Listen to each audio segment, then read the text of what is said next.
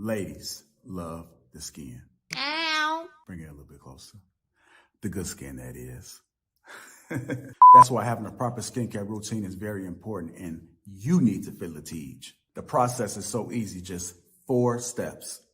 You got your daily face wash. That's going to clean your face up nice and right. You got your exfoliator scrub. That's going to open up your pores. You got your AM moisturizer with the SPM 20, which is going to protect you from the sun. You also got your PM moisturizer, which is going to make sure your skin is protected throughout the night. Tej has tons of reviews from dedicated customers across the world. I know I said a lot, but it's okay, because guess what? It comes with an instruction card to explain to you in detail what to do morning and night. And because Tej is a sponsor, they're offering my family 30% off along with a free gift. Just click that link that's in the description and feel the Tej.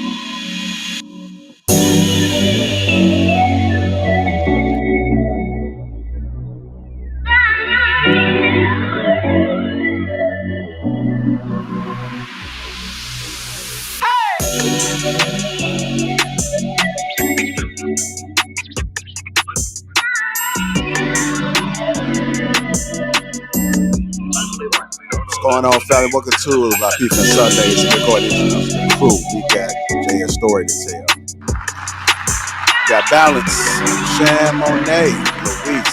We got the Nola Experience. We got Cookie, Voice, Pink, and myself from Lapeef. Jay, welcome to Lapeef Sundays on Lapeef Network. What's going on, family? What's going on? How y'all doing? Doing good, man. Doing good. How the rest of y'all doing? Hey, how y'all feeling today? Amazing. Good. Love to hear it. Y'all go to church today? Nah. Y'all think Jesus? Man, I went to Bedside Baptist. I thanked them this morning and last night, but no, I didn't go visit. Yeah, man. Gotta give a lot of thanks, man, because a lot of people unfortunately didn't wake up today. So a lot of things. I rock with that, Lou. I definitely rock with. And you know, something ever since I guess the pandemic, a lot of these churches moved up their technology department and allow people to start Zooming. So that's a beautiful thing that they do now. Yeah. I agree, man. That's a word for this morning, man. You gotta thank the Lord for the precious life that we have, because not everybody is blessed with that opportunity. So salute to the Lord for waking me up this morning. I hope you guys are enjoying your Sunday. I want to thank you guys for taking time out your day. Get the housekeeping out the way. Shout out to the sponsor, Tej Handling Uncomplicated Skincare for Men. 30% off along with a free gift. That link is in the description. So make sure you guys click that link and go ahead and get your gift. I have it, but they do have a nail kit as well, and they do have a body scrubber. So you know how they have the foam, which what's it called? A foam ball? Is that what it's called, ladies? Now where you put the stuff on there and then it lavenders up. You guys wash up? I use a brush. I know what you're talking about, though. That's not effective on my skin, so I don't use it. Okay. Well, they do have this sleeve that you put in, and it's a scrubber. So I am going to be highlighting that. I'll probably do it on King Talk. I'll probably just kind of break it down, but it is awesome. So you can scrub your whole body, because the whole body needs to be exfoliated too. You know, especially if you have a problems with your back. Maybe your back is oily and it bump up. It could be one of those things that you get that scrub and then exfoliate. You get that skin taken care of.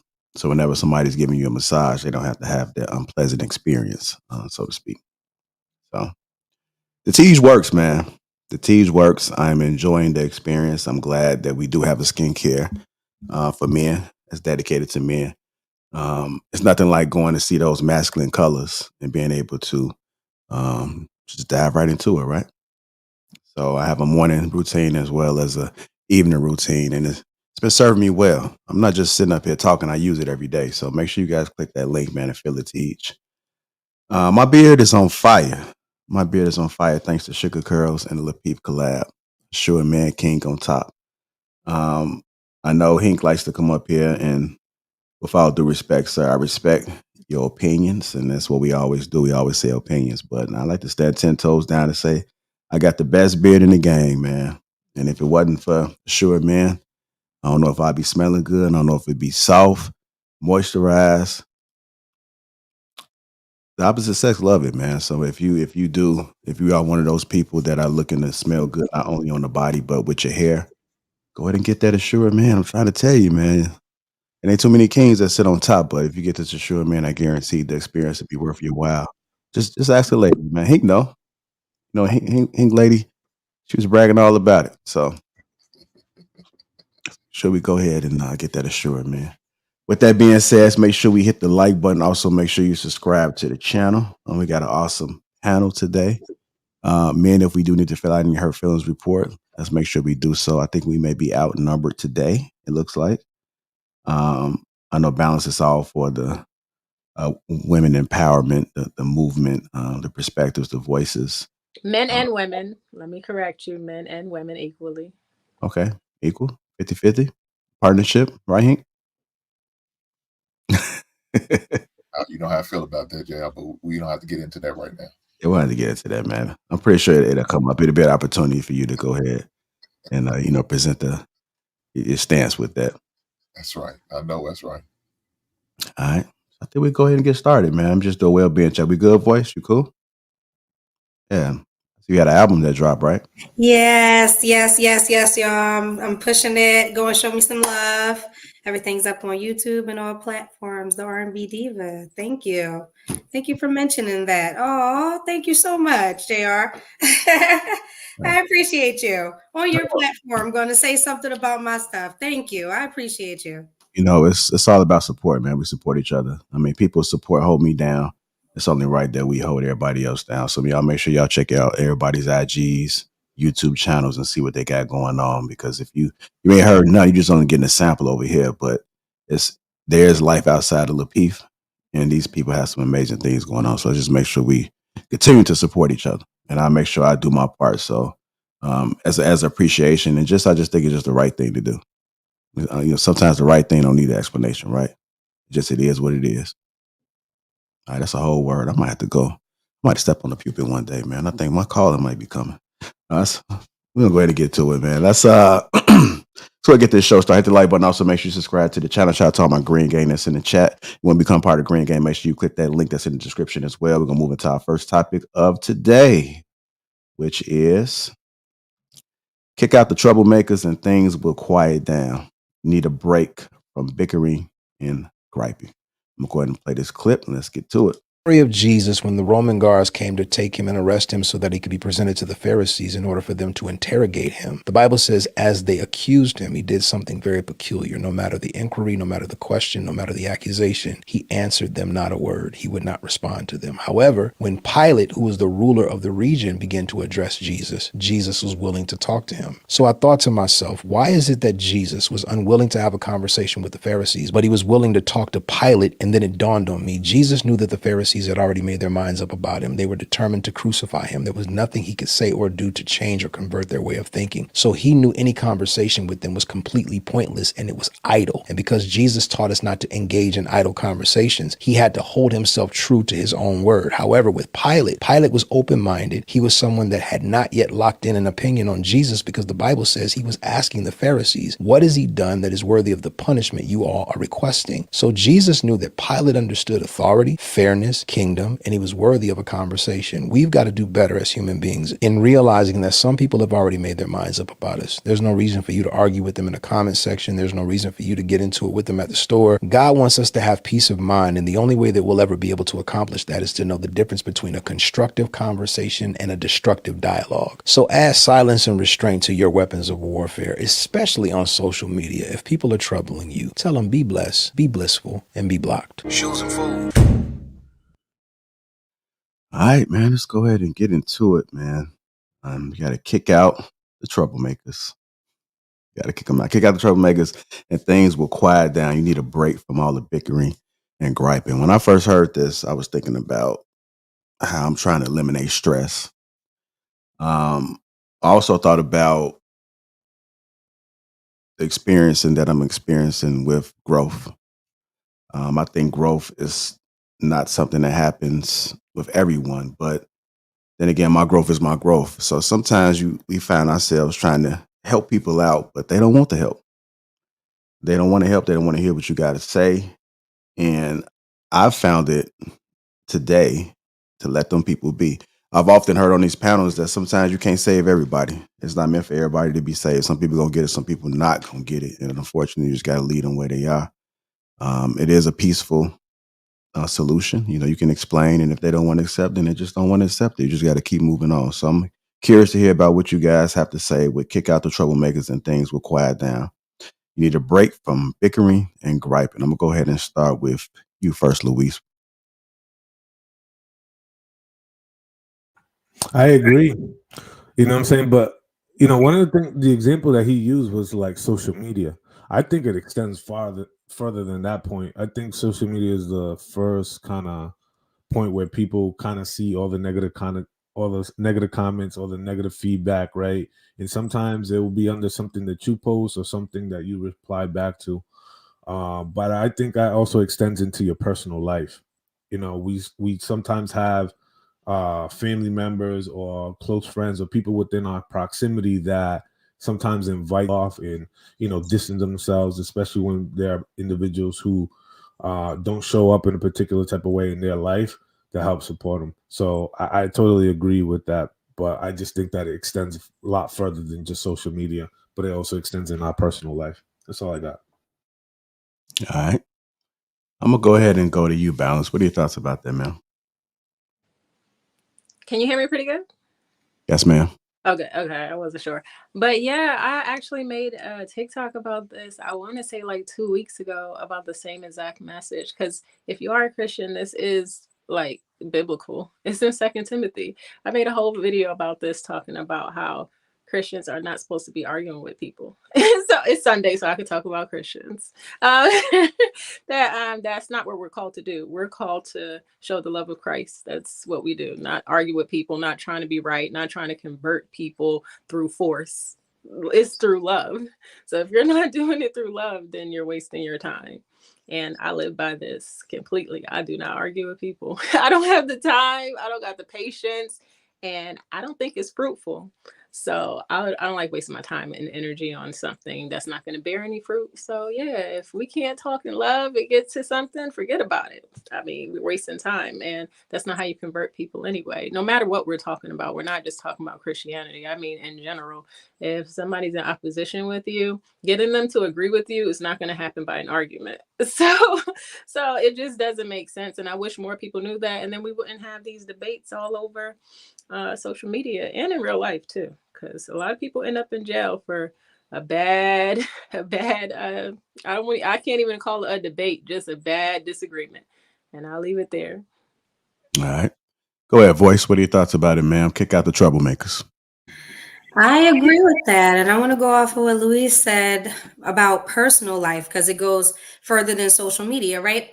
As an artist, I have trained myself to be able to read negative comments and good comments. So that doesn't bother me on the artistry end. Where it gets a little difficult is where you have family members who can sometimes cause the distress in your life. And it's hard to say, oh, well, I just got to cut this person off, because sometimes it be your parents, sometimes it's your mother, sometimes it's your dad, sometimes it's your brother, and these are people you can't easily just kick out of your life because of the connection that you have with them. Of course, family, blood relation.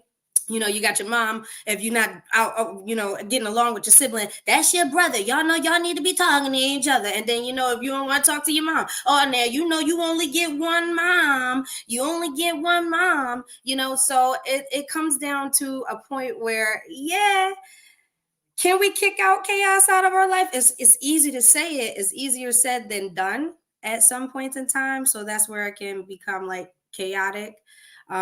But sometimes some of them people gotta go. Shoot, if your mama causing you distress, she gotta go. Your brother keep asking you for money because he ain't working, he gotta go. You gotta get a job, and that's how we cut out things in our life. So I agree with that. All right. Go ahead, Jay. I think ideally it's good advice, I think, but it's unrealistic. Troublemakers are going to be there regardless. It's like telling your kids, don't deal with bullies, kick out bullies. Nah, bullies are going to be everywhere. Criminals are going to be everywhere. So you teach them how to identify, troublemakers.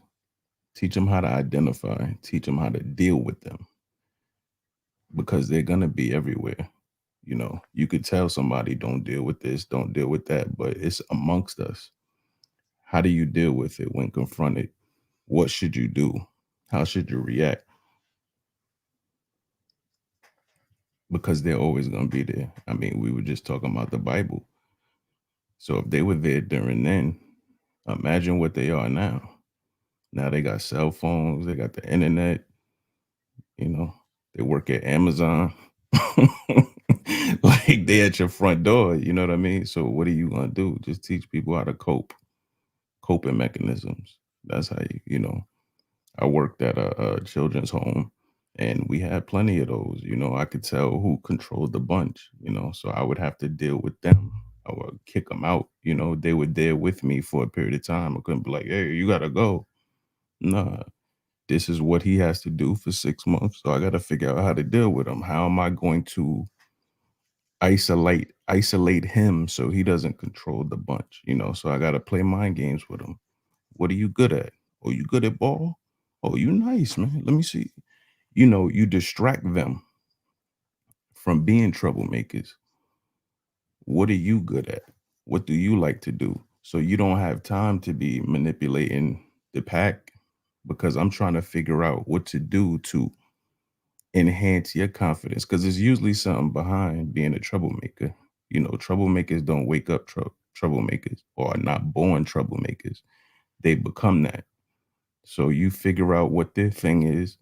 You figure out how to build their confidence, to isolate them, to distract them from even worry about what everybody else doing.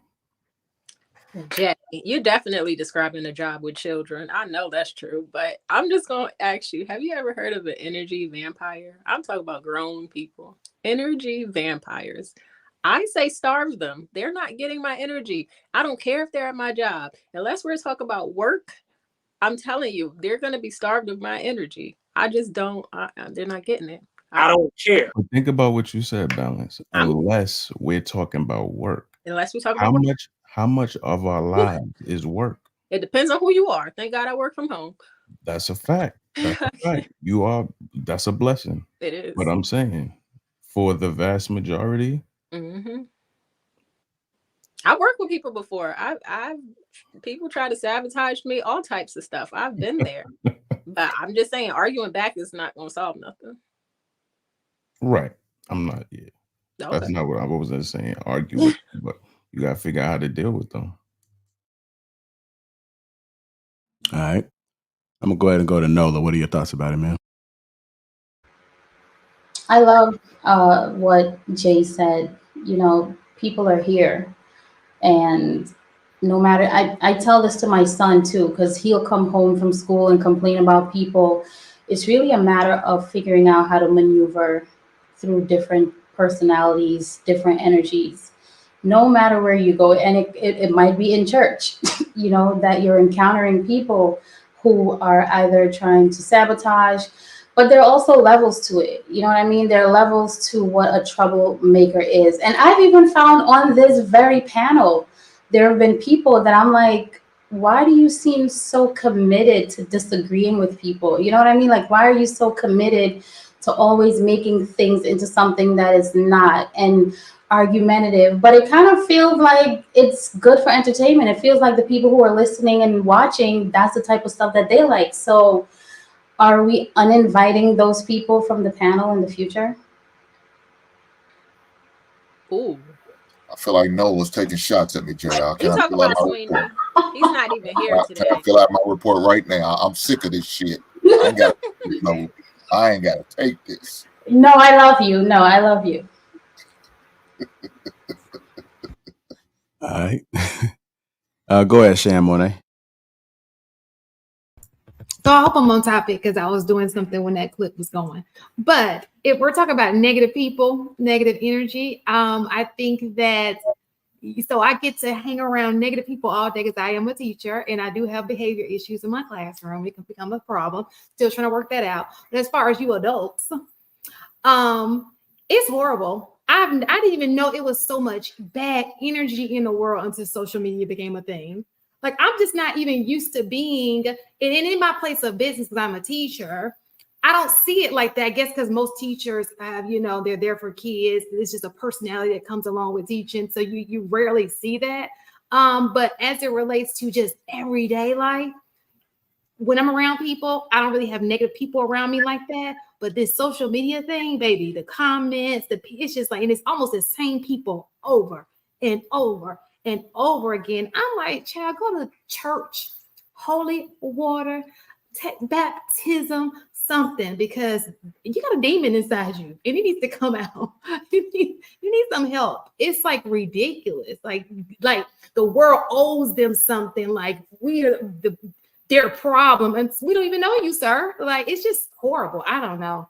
It's bad. So I have a question. Do you think that social media created this monster, or they have always been this monster that we've only given them a platform for them to express it and showcase it to the masses? I think that may be it. You know what I'm saying? I think a little bit of both. You know, Okay. so sometimes social media can make you mad just for the comments, but the people who consistently, it's almost like, I just think it's their way of venting, and they just come on and they just go at it. You know, they're just miserable people for whatever reason. So it's essentially the landfill where everybody just dumps their unrecyclable trash or unfiltered trash. But yeah, I don't think it's because of social media. Look, you had it in your own family. You went to your church service and you heard that woman in the back gossiping. You heard her gossip. She was always negative. Yeah, I don't like the way the pastor does that. Why does he talk like that? Why is he always asking for money all the time? Why ain't this building built yet? I'm tired of donating to the building fund. Why this girl got on pants at church? So why your arms out, baby? With that being said, I know they gonna never let me finish, but that's cool. I understand. We enjoyed your conversation. Just wanted to throw it in there. It was so intriguing. I appreciate that, Liv. Thank y'all guys. Thank y'all. But no, it's always been negative like that. Now with social media, I just think y'all didn't realize, damn, it ain't just that crazy ass old woman wearing the wig in the back of the church. It's other people. It's more than just her. It's more than my auntie. It's more than my cousin. It's more than my daddy and my mama. I didn't. You just didn't realize how many more people had that same negative, bullyish mindset, and now it's to the forefront. It's here to stay. So now, you know, we just gotta learn how to deal with it. But if I can, go ahead and speak on it right now, JR, or would you try to get somebody else first? No, go ahead. Okay. The good thing about when I mentor and teach kids and I taught my son, I always tell them, I said, man, if the person's not financially, emotionally, spiritually, and emotionally a benefit to you, you don't need them. I don't care if they the nicest person in the world. If they not bringing one of them benefits to you, you don't need them. They don't have to be a bully in my book.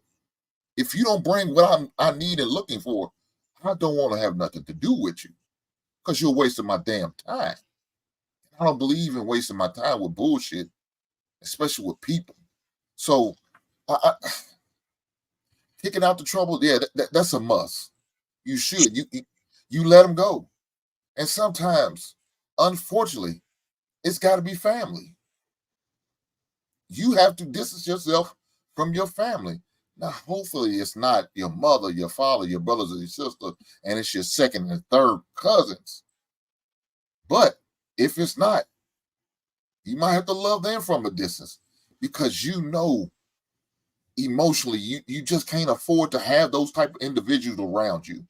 You know you can't afford to having their nieces or nephews seeing this bullcrap and pouring that negative into your children because they're gonna turn around and be that way because maybe they had a few bad days, in their life, and all of a sudden, well, I guess that's the thing to do, just sit and complain and be negative. No. Teach your children. Hopefully you can change your adult family members or friends and loved ones to, hey, it's not that bad. All right. Go ahead, Cookie. Seekers of trouble. I agree with Jay when he says they're a part of life. You can't just get rid of them. And as far as the coping mechanisms, I completely agree with that because you're just going to have some people that just push. And sometimes they don't even realize they're doing it. They pushing their agenda, they pushing their opinion, they're pushing their whatever it is on you. It just depends on the person that you're talking to. If that person's a troublemaker, that's such a broad. Are you making trouble for somebody else? You might not even realize you are the troublemaker in a situation. You know what I mean? But as far as dealing with them, for me personally, it depends on the day. Some days I got time for it, and some days I don't. I'm a teacher, like Mrs. Shan. When it comes to my students, there's never time for it. But grown adults that are seeking out bullying other adults, I shut them down real quick and then I block them. I mean, I have no problem doing that. I don't turn the other cheek to get slapped. I'm sorry, I wasn't raised that way. But I definitely, some days I'll just be like, whatever, you're a loser. And some days I'll be like, you know what? This person really is trying. This is the third time I've seen them. Either they want to jump in my DMs or they really feel like they know me and have a problem with me. So now I'm going to tell them about themselves. And then I'm going to end it. But back and forth, I don't do. I don't do that with anybody. But you can get a reply. That's for sure. So it just depends on the day. I'm with the shits. He says you with it, huh, Cookie? Nothing wrong with that. Go ahead, Yeah, Louis. I mean, my sister, I got four sisters. Like, I got 5 brothers. Like, sometimes you learn to be with the shits. Like, you can't just, get pushed over. You coming in taking my perfume. Sometimes you got to be with it. It is what it is. And that carried over. Am I a bully? Absolutely not. In my classroom is off deep in a corner. Nobody, oh, Miss Jackson, we didn't even know you were here today. That's because I mind my business. You know what I mean? Coach, and they'll see me out on the field. But other than that, you're not gonna find me gossiping about. I don't bother anybody. But when you come and out of your way to come bother me, that's when it turns into okay. You're seeking out attention. Let me give it to you real quick. I just got a question for the panel. Do you guys feel at any given time that like whatever message that the troublemaker may need to hear or be a part of, do you still continue to say whatever it is you need to say or act accordingly regardless of how they feel? I can answer that. Jay, you was gonna say something? I was just gonna say, I think like Cookie said, it depends on the day. Some day you just might not have the energy to want to. Plenty of times in my head, I've aired somebody out.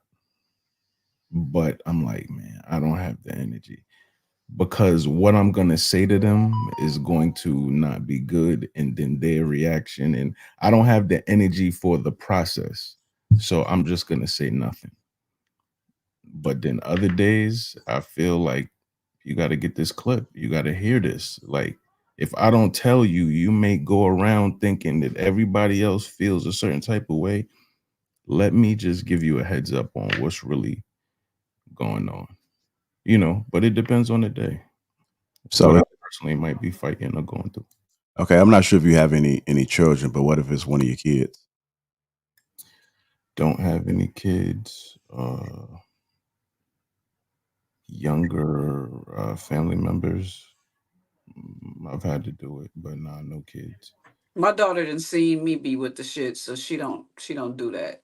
She 19. She like, nah, it's not what I'm trying to do. So you just gain it. It's called healthy fear with your children. Healthy fear is don't spare the rod, all that good stuff. That healthy fear is needed. If your kid is challenging you in that kind of way, they don't respect you and they think you weak. And sometimes that comes from you tucking your tail their whole life every time some shit go bad. Sometimes you gotta be with the shits. Like I said, it depends on the day. My daughter have seen when I've popped off.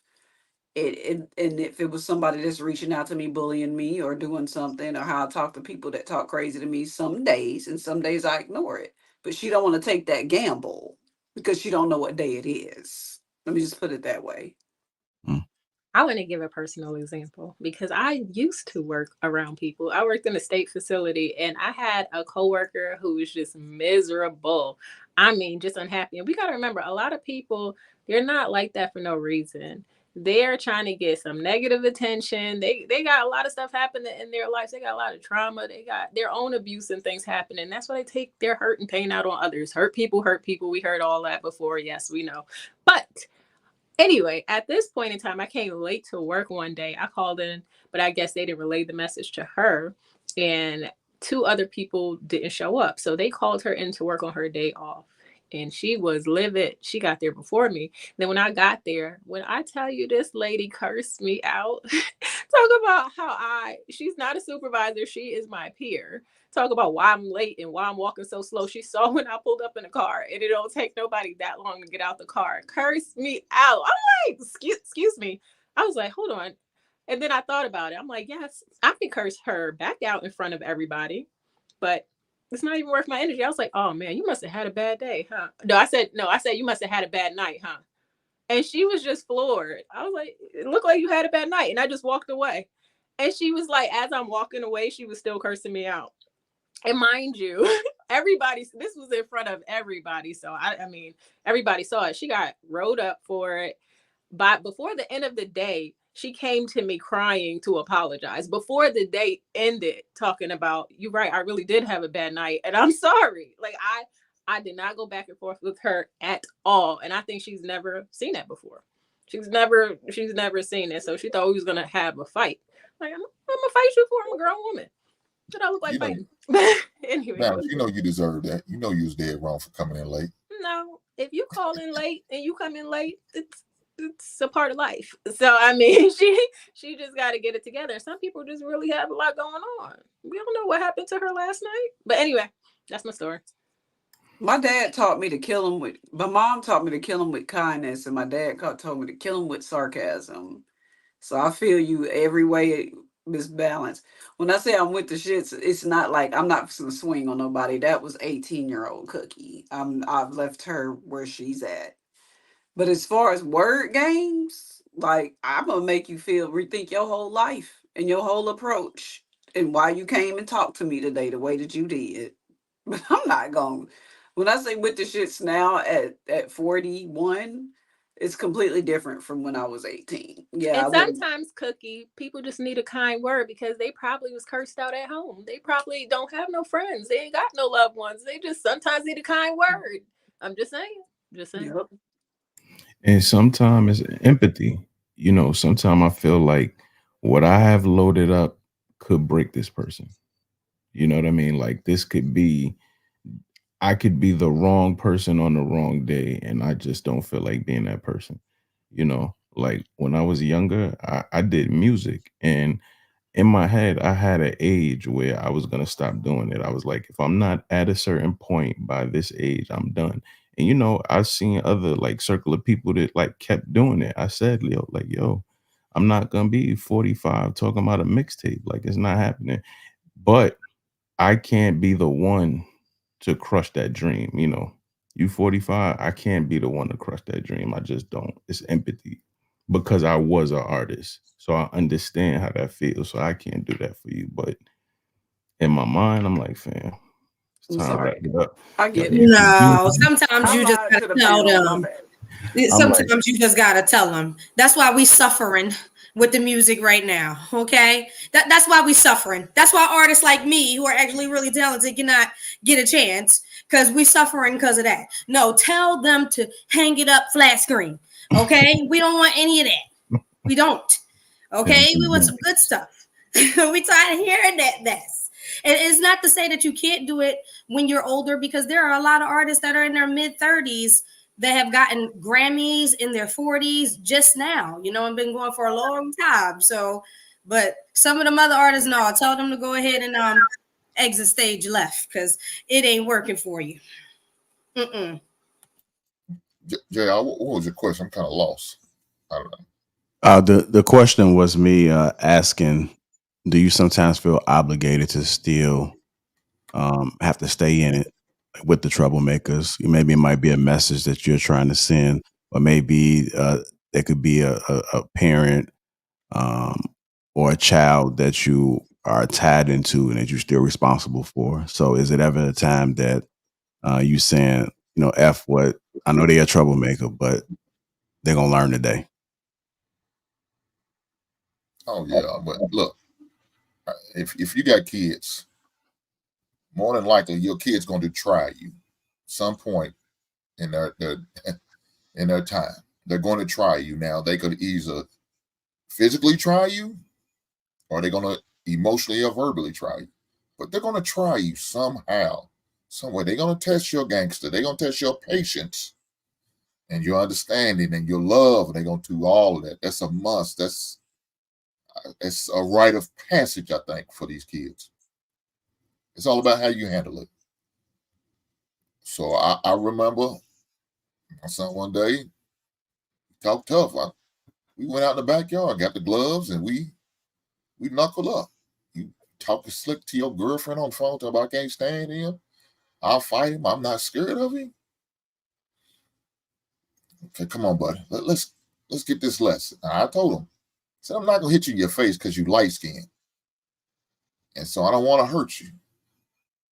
But I'm gonna tear every part of your body up. I'm hitting you your chest, legs, and whatever other spot I hit on. I'm not gonna hit your face. I don't care if you hit my face. I'm still be sexy than the motherfucker. It doesn't matter. So, ow, you know, that was his way of trying. And okay, I got you. I understand. As a young man, that's what's gonna happen. You're gonna try your father, see you get test. But once he realized that it didn't take long. This is the one and only time he did it, and it was cool. I'm glad you learned your lesson. Don't do it again. Do I had to y'all get on think back. that boys do you think that boys are more susceptible to that whole trying their dad? Because I never tried my mom. I've never thought of it. She was just so You, kind. you tried, or you just don't realize you probably did it. Because let me tell you what you tried about pressing the time, talking about Cookie, I need you home by 10 o'clock. You didn't get home to 10:30. Oh, Or you I didn't get get home that. at 11 o'clock. That's So it you doesn't trying. have to be outright No, disrespect. no, that's why I said it's not just physical, Mhm. it's verbal and mental try. People try. You know, Mhm. you act like you didn't hear it when she told you to do something. And now she got to tell you 3 or 4 times. So you testing her, you trying her. So every child does it. It's coming. It's all about how you handle it, how you deal with it, and how you address it. You know, like we So that's like in the unfortunately, middle of the spectrum. Yeah, I feel you. yeah, unfortunately, we There's see levels people. to it. Yes, I get exactly. it. You see some people go to the extremes, and that's where you got that child abuse and all that come in. And but you know, I think for the most part, most people handle it pretty well. on how to, address them challenges and the ways when they want to buck up and buck back at you. So. All right.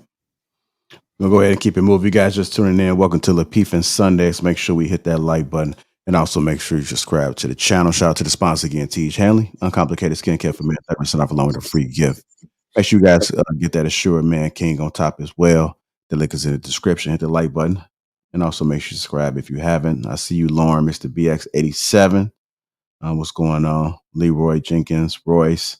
Shout out to everybody that's in the chat. Salute to your participation. With that being said, let's go ahead and move on to our next topic, which is when we aren't emotionally healthy, we become not only a burden to others, we become a burden to ourselves. Let me go ahead and play this clip. Soul is off, your imagination is off. If your imagination is off, you think they're cheating on you when they're really at the store. It takes great responsibility and maturity to think the best about a situation that you don't have all the information on. Because he's not where he said he was going to be, which was home by now, the first thing that the mind naturally does is lean toward a negative scenario. And it will torment you. Now, he knocked out sleep. Don't even realize he's asleep. And you over there got a knife in your hand, loading the pistol. I know he with Shaniqua. He ain't seen Shaniqua in 32 years. But the mind will lean toward a scenario that doesn't exist if you're not mature enough to say, Lord, give me peace. It takes great maturity when a person says, hey, I'm going to call you at 7, and they don't call you until 7:15. And now you done already broke up with them. Hey, how you doing? Don't play games with me. Go ahead and live your life, boo-boo. Move on. I'm with AT&T. My phone went out. Y'all didn't catch that. Y'all didn't catch that. I didn't know. I've seen men accuse women of things they did not do because they allowed the trauma wall to trigger a thought about a past situation. It is not fair for you to hold somebody hostage over something somebody else did to you. God wants to heal you because I can't be a benefit to anybody if I'm a burden to myself.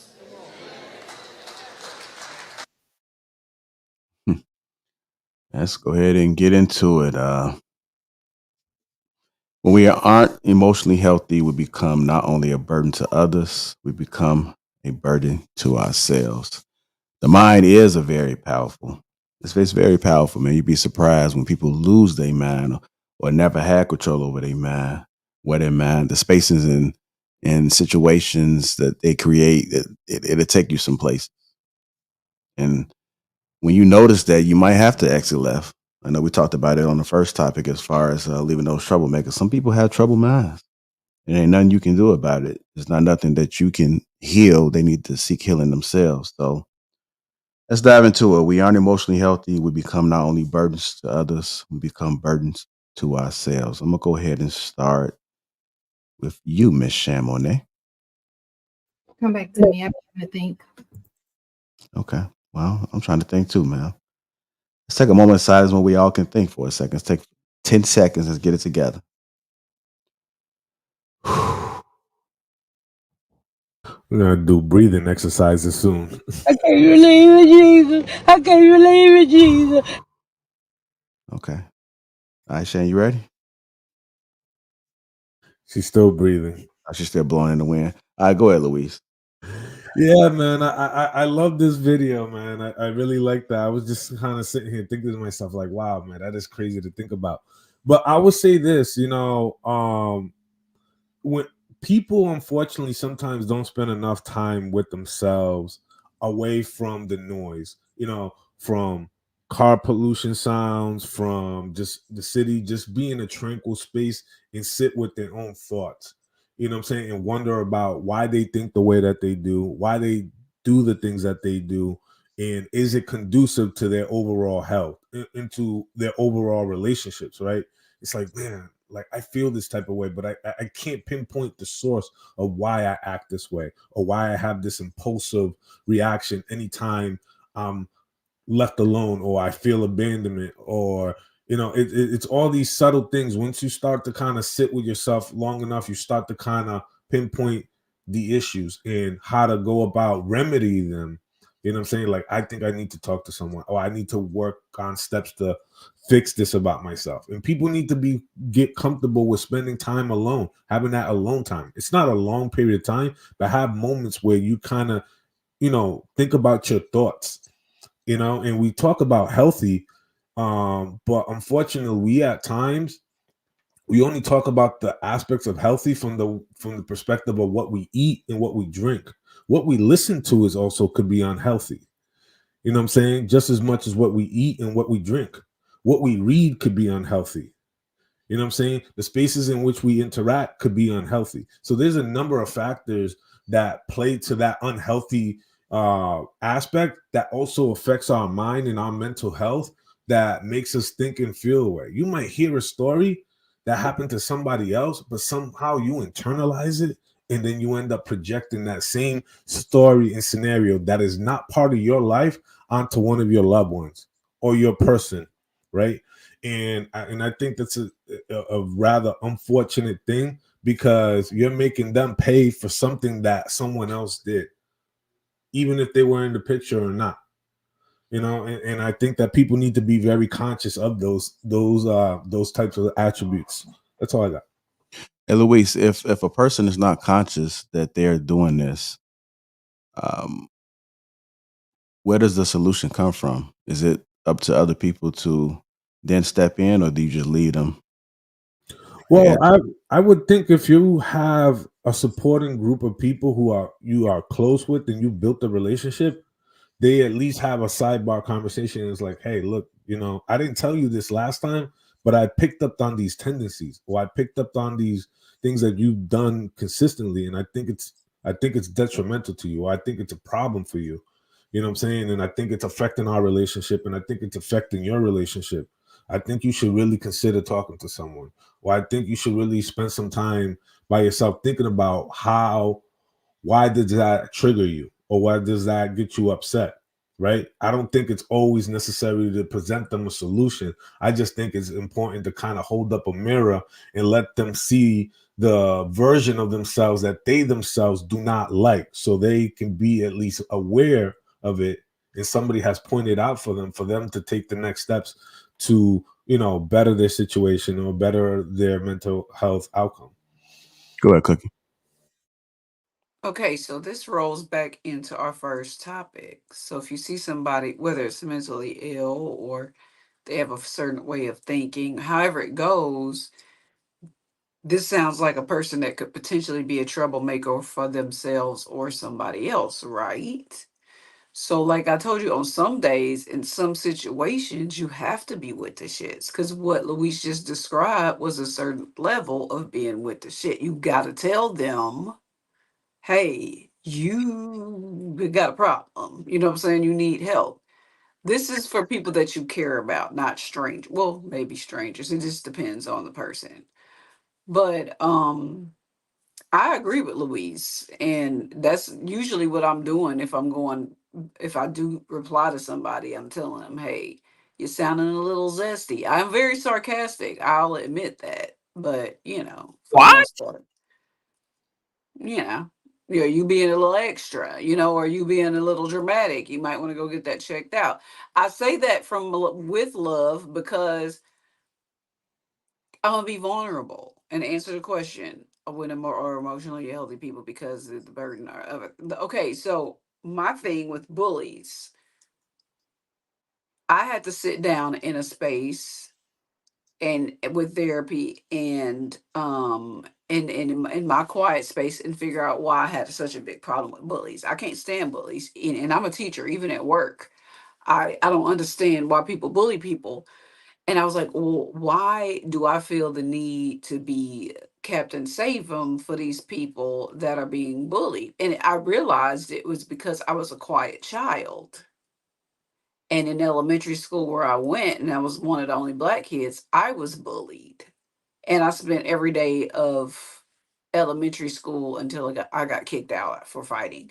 But until I finally blew up after turning the other cheek for so long and was with the shits. But I realized that I don't like people that bully because of that very reason. So you have to get emotionally, you got to know the problem, fix the problem, be able to accept the problem, and also accept outside advice. So that's where it is, or you'll be a problem with your health, because I can't go around being Captain Save 'em to everybody in Houston. That's a dangerous job. That's a job for Batman. That's not for me. You know what I mean? So yeah, you have to emotionally heal. I'm a lot better now. I'm definitely not an internet gangster. I will tell people things to their face if I feel like they're coming at me in a way where they're trying to be disrespectful or discredit me. But other than that, I'm kind of live a carefree life, and I feel like people should get to know themselves. And once you get to know yourself, then you can never be a problem for yourself emotionally. I'm okay with who I am, and nobody can tell me any different. So, All right. Go ahead, Nola. Cookie, you're back with that word zesty, and the last time you said it, there were so many issues.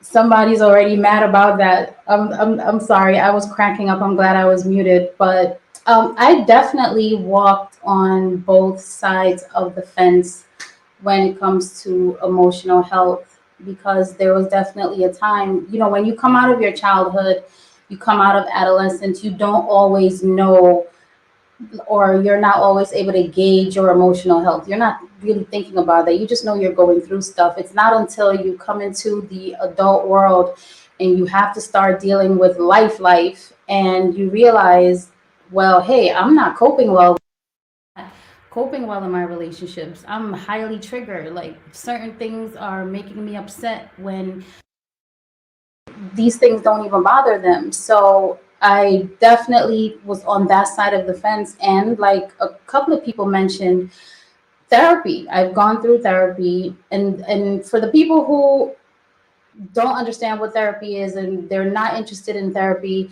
I think there's a misconception of what therapy is. I think a lot of people feel like I'm going to go in there and they're going to shame me for what. It's nothing like that. A whole lot of what I've had to do in therapy is, a lot of times I'll just sit there asking questions and I'll be solving my own problem just talking. You know what I mean? So I think how I was able to gauge that shift in emotional health is how I react to certain things people say or do. And Cookie, you said 18-year-old you. I same thing. 18-year-old me. You know, I grew up in the restaurant business. My family owns a restaurant in Brooklyn. And as an 18-year-old girl, I think at 21, someone assaulted me. And within 5 seconds, I was around the counter chasing her down. Whereas today, I'm calm. I have nothing to say. And I am dealing with people from an impoverished community, a lot of people, and sometimes they're drinking alcohol. And all of their things come out. When people start to drink and they start to get tipsy, you start to really get to know them. You start to really see their problems. Like, they'll walk through the door, and I talk about this with my friends all the time. People will come through the door and they're happy. They're like, yeah, girl, it's Friday night. And then after 5, 6 drinks, all of a sudden you start to see the depression come out. You start to see the attitude come out. And I have to deal with those people. So 18-year-old me, I'm with the shits in a different way. I'm arguing back with you. My mom used to get complaints about me all the time. She's rude, she's disrespectful. Now I'm the one coaching my team. Like, after COVID, I had to have a meeting with everybody and tell them, like, listen, we are about to have an influx of a lot of people who are upset. People are low on cash. They're going to be upset about the prices. We have to raise the prices because of inflation. And just like I said, people are coming in. They're like, why is this cost so much money? And they're arguing and they want to fight and physically fight you. So I've come a long way too. I know exactly what it's like to be an emotionally unhealthy person and what it's like to go on that journey towards being healthier and not wanting to hit people back. I do be wanting to hit people back, but I just don't do it. Okay. Y'all choosing violence, I see. Go ahead, Jay. And I think that's the difference, like what Nola was saying. You know, maturity is, because I'm very immature still. You know, I'm not growing up. Like, I'm a Toys R Us kid. What I'm saying is, when you see people that are, you ever seen somebody you went to high school with You see them now and they're just like worn down. They just look old hands, old face, eyes yellow with just worldly dust and pollution. Like, that's the seriousness of the world. Like, they're in it, it's consumed them to the point where they don't even have their youth anymore. And I think you need to maintain your youth. That's why I could probably look at like old pictures of y'all. Like, I seen some younger pictures of JR. He looked the same, and on your Instagrams and stuff, you look okay. He aged well. When you say you age well, it means I think you've maintained some of your youth, whether it's laughter, whether it's the difference, like what Nola was saying in terms of she still thinks the same as she did when she was that age. She's just mature enough to not act on it. So all the immature thoughts I thought when I was 16, 18, 21, they still pop up in my head. I just don't execute them, or they don't come out the way they did when I was younger. I did get caught slipping last week, but I mean, it happens. You know what I'm saying? We're human. I want to hear about it. We're human, But that's what you see when you see people that are aging, is because they don't laugh. Everything is serious. The world is just, they're just caught up in it. With the video, in terms of when he was stating like, your thoughts are going places because you're not emotionally healthy. The people that you bring in your orbit are not emotionally healthy either when you're not emotionally healthy. So for you to be thinking those thoughts is because you're dealing with somebody that's not giving you peace of mind. If you're wondering where I'm at or where I'm going, it's because you didn't communicate that to me. So my mind is going all these places because the people that I'm dealing with are not emotionally healthy enough to communicate where they're going to give me the opportunity to even have those thoughts. So your whole orbit is kind of out of whack when you're dealing with people like that. But I'm definitely a proponent, man. Like, me and my homeboy, like, I have a lot of friends that I grew up with. Talking about kindergarten, third grade, they're still in my life. And our conversations, the only thing that's changed, they've had kids, some of them got married, it's baby formula. They talking about what food they give the baby, those conversations have changed, but the basis, like, we're still very immature, have that laughter. It's like, it's therapeutic. And that's probably what keeps me young. Like, and I think a lot of people get away from that. Life is serious, but you have to find the silver lining, because that silver lining is the difference between you being 30 and looking 50. All right. Like, Shan is glowing. You see Shan glowing? Or am I the only one to notice that? Yeah. Look at her, yeah. I got new lights. Not I got new lights. Oh gosh, hilarious. Can I interject for 2 seconds? There was something that Cookie said at the beginning that I don't know if anybody else caught. She kind of presented like, okay, essentially, I'm a paraphrase. So essentially, like, when does that happen? And it made me think about our young people. It made me think about young boys and young girls. At what age are we having these sort of conversations with them to teach them about how to channel their emotions and how to spend time with themselves and think about things, you know what I'm saying, in a certain type of way, like meditate, etc., right? How to find outlets to express themselves that don't allow those things that might be in the outside world to swallow them whole, right? And you know what I'm saying, my mom used to always have this saying. She's like, it's always best to think ahead before you do, as opposed to doing and then thinking about the actions in the aftermath, right? Because you can't undo them, they're already done.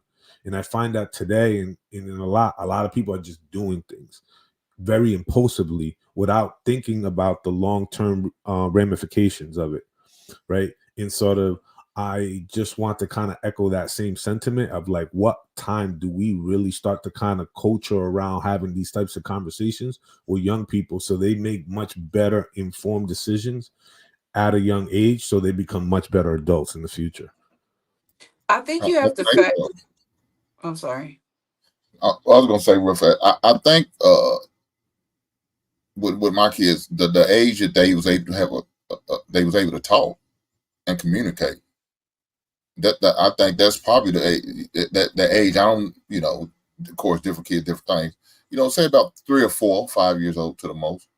They're able to talk, express themselves. Then that's when you should be able to do it.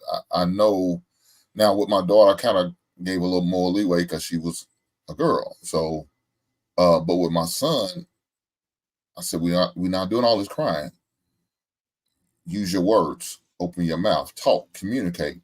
And I had to I made him tell me what is going on. Why are you feeling like this? Why are you upset? Why are you crying? Why are you mad? Why are you angry?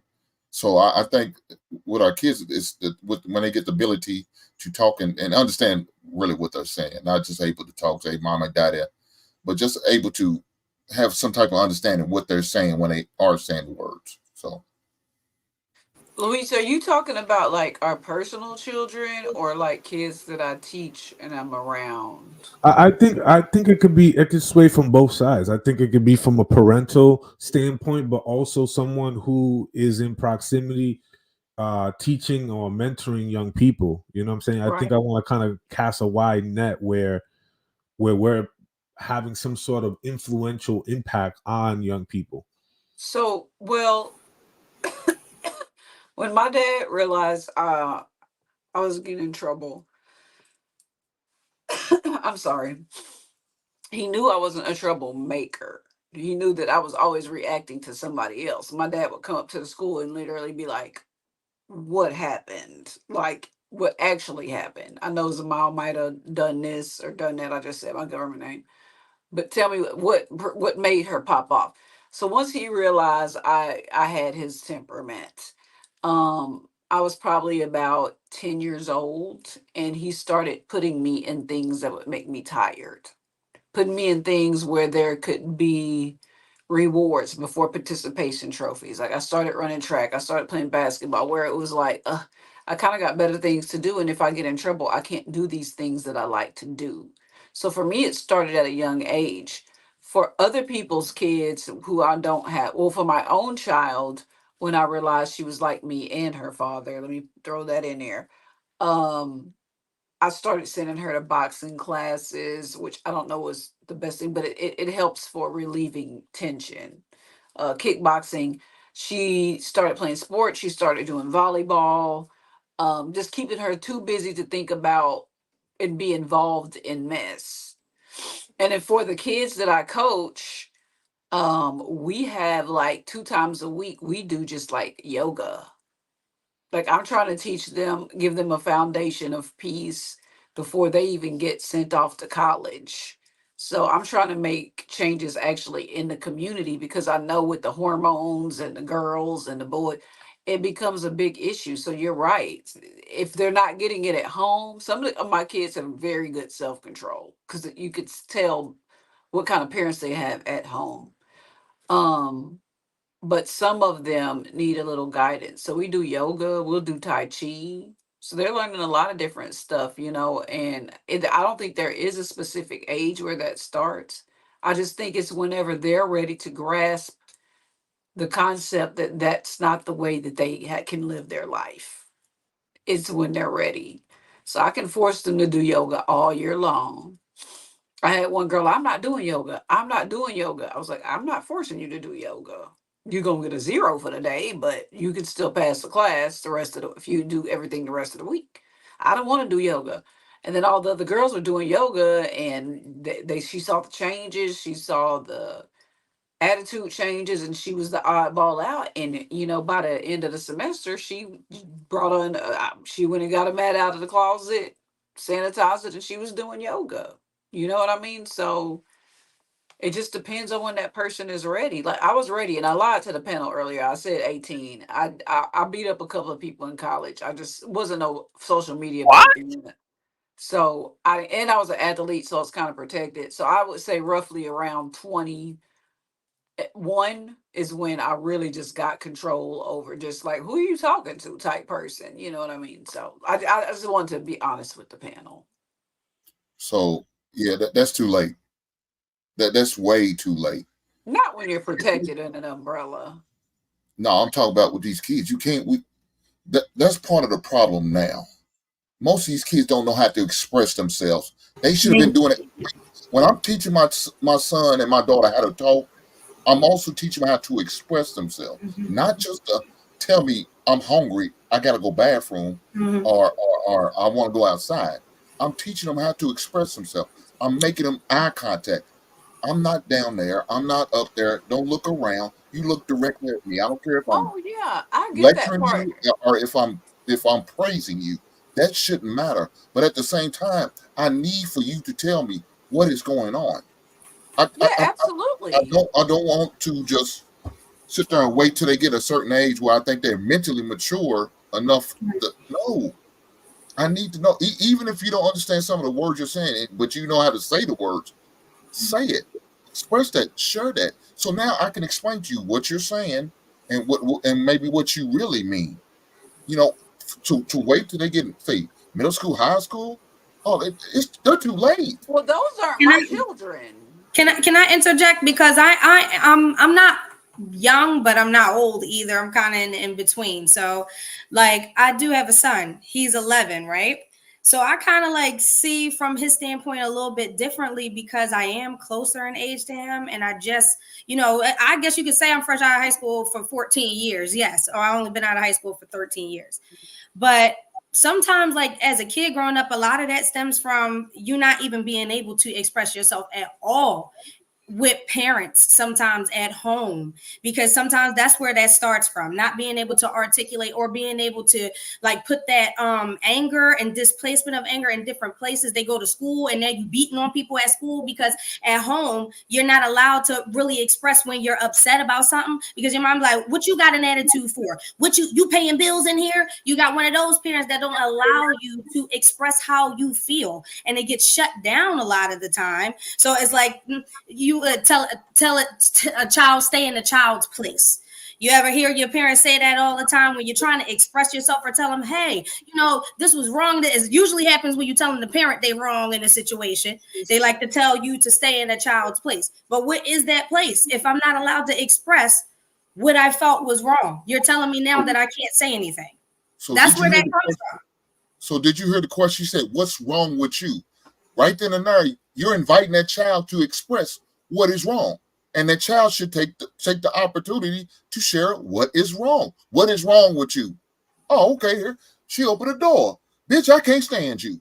You get on my goddamn nerves, mama. You always mean to me. You always try to hit on me. You don't let me do nothing. That's when the opportunity. But guess what? That child has more than one parent. Now, hopefully the father is not like that too.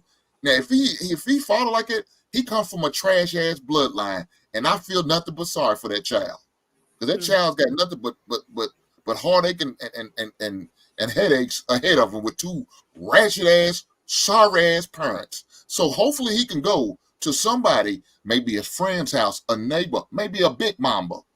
Hopefully they still around, but if they're not, go to somebody, have a conversation where you can sit down and express yourself. It's obvious. You'd be surprised how many trash. It happens all the time. I, from a personal standpoint, my father was great to me. Like, he allowed me to express myself. Anye was wrong. Why are you doing these things? And I could literally sit down and probably tell him exactly why I'm doing something. We could try to come up with a solution on how to not do that again, or why you shouldn't do this again. Somebody that had a mother that was like, you can't say nothing. I don't care what you feeling. You don't have feelings, because children don't have feelings. Literally, there are parents that are like that. You don't have no place to feel something. What do you have an attitude for? You don't have no right to have no attitude. You don't have no right to be upset about anything. There are some parents that are really like that from a personal standpoint. That's where a lot of that keeping that. Those children are set up to fail. They was a kid. It's obvious they forgot, because they had them when they was a kid. They didn't get the opportunity. So now we're gonna continue this ratchet ass cycle of trash ass parenting and behavior. This is not good, man. It's not good at all. Yeah, and I think, thank you for sharing that. I just think that those young people in the future are just kind of set up to fail. And to Hing's point, to repeat the same cycle, over and over again. And sort of that's why I had presented that conversation. I think it's a larger conversation, and I think it's a group conversation, right? Because adults are adults and they are where they are. But if we're not putting or setting up the next generation that comes up behind us, what are we really leaving behind? What is the future going to look like 10, 15, 20 years from now? You know what I'm saying? If we didn't really make the right impact or insert the right seeds of knowledge into these young kids, right? Are they going to be better off than we were, or are they going to be worse off? Well, I can only speak for Lou, not only mine, that, but why don't we ever learn from our mistakes, our trauma, what we went through? Why do we keep? Why am I carrying it on? My dad wasn't shit. Why do I want to continue to be an ain't shit daddy like my daddy was? No, that's not what I want. I know what it felt like for not my daddy not being around or doing what he needed to do as a man and be there for me emotionally. Why would I put that on my son and my daughter? I'm not trying to continue a cycle because I know how that shit felt. So giving our kids an opportunity to have a chance to express themselves, man, that's a must. Now, let me tell you what ended up happening. The teachers have to deal with that bullshit. Now we got to deal with little Johnny. Johnny's badder than a motherfucker. But only thing you got to do it, if you sit down able to have a conversation with Johnny, Johnny's cool. Johnny's not that bad as we think he is. But what we're seeing, the way he's acting, he's a terror. He's a future criminal. But nobody never had a conversation with little Johnny. Nobody sat down and spoke words to little Johnny. Nobody never just sit there and listen to little Johnny. Because Johnny had that parent like you talking about. Shut the fuck up. What you crying for? Clean it up. Go on outside. I'm sick of you. You look like your damn daddy. That's what happened to little Johnny. So Johnny continued this bad bullshit ass behavior. And now teachers have to suffer for the next 4 years of that bastard kid. You'd be surprised some of the parent phone calls that I've made, and I'm like, okay, this makes sense now. I'm going to end this parent teacher conference, and then that's when you start developing an appropriate, let me say that for disclaimer and anybody watch, an appropriate relationship with the child, and do whatever you can to save them. And because I teach high school, some of them are too far gone. But I don't ever stop trying. You know what I mean? But yeah, some of these parents are windows into these kids' souls, and you just like, oh. I mean, I growing up had good parents. My mother was kind. My dad was a disciplinarian. I was fighting simply off of trauma from school, but that didn't have anything to do with my parents. I just didn't like bullies. But as far as kids growing up being terrors and being the actual troublemakers and being like, why is he acting like that? Why did he feel the need to come in and slap somebody else's notebook off their desk on his way to his desk? You know, those kind of things that you call a parent about it and a parent arguing with you about why you calling them. You know what I mean? So it's real out here. It's a bigger problem than relationship issues. Honestly, that we should probably talk more about it.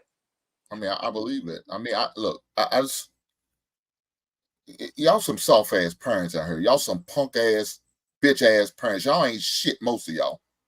Most of y'all parents out here ain't shit. I was at the store with not the other day, a while back, and I remember watching this little boy whoop this mother's ass, just whooping. I mean, not physically whooping him, but man, he was doing whatever he wanted.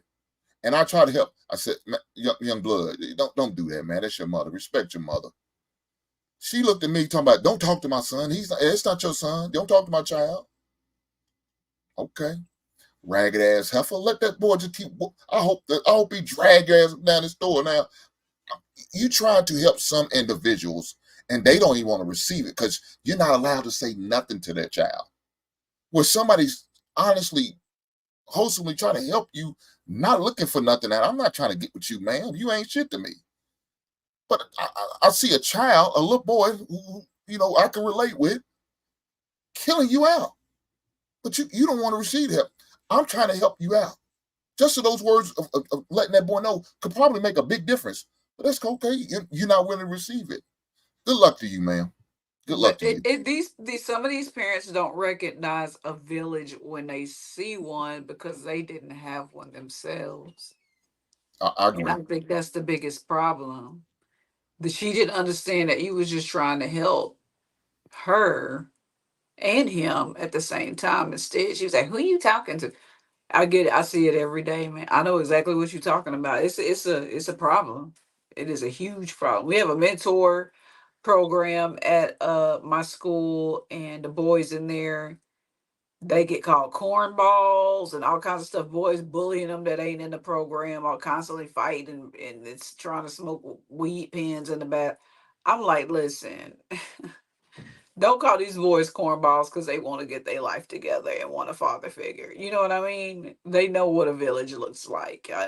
You just stay over there in your rat hole. You know what I mean? Because I'm a firm believer in saving the ones that want to be saved. You know? All right, let me go ahead and get Balance in there. Go ahead, Balance. What are your thoughts? Oh yeah. Going back to the to the topic at hand, it was like, sorry. When we aren't emotionally healthy. I forgot what we was talking about for a second. I'm sorry. Yeah. But I in psychology they call it emotional intelligence. But yeah, everything everyone here is describing is having emotional control. That's all it is.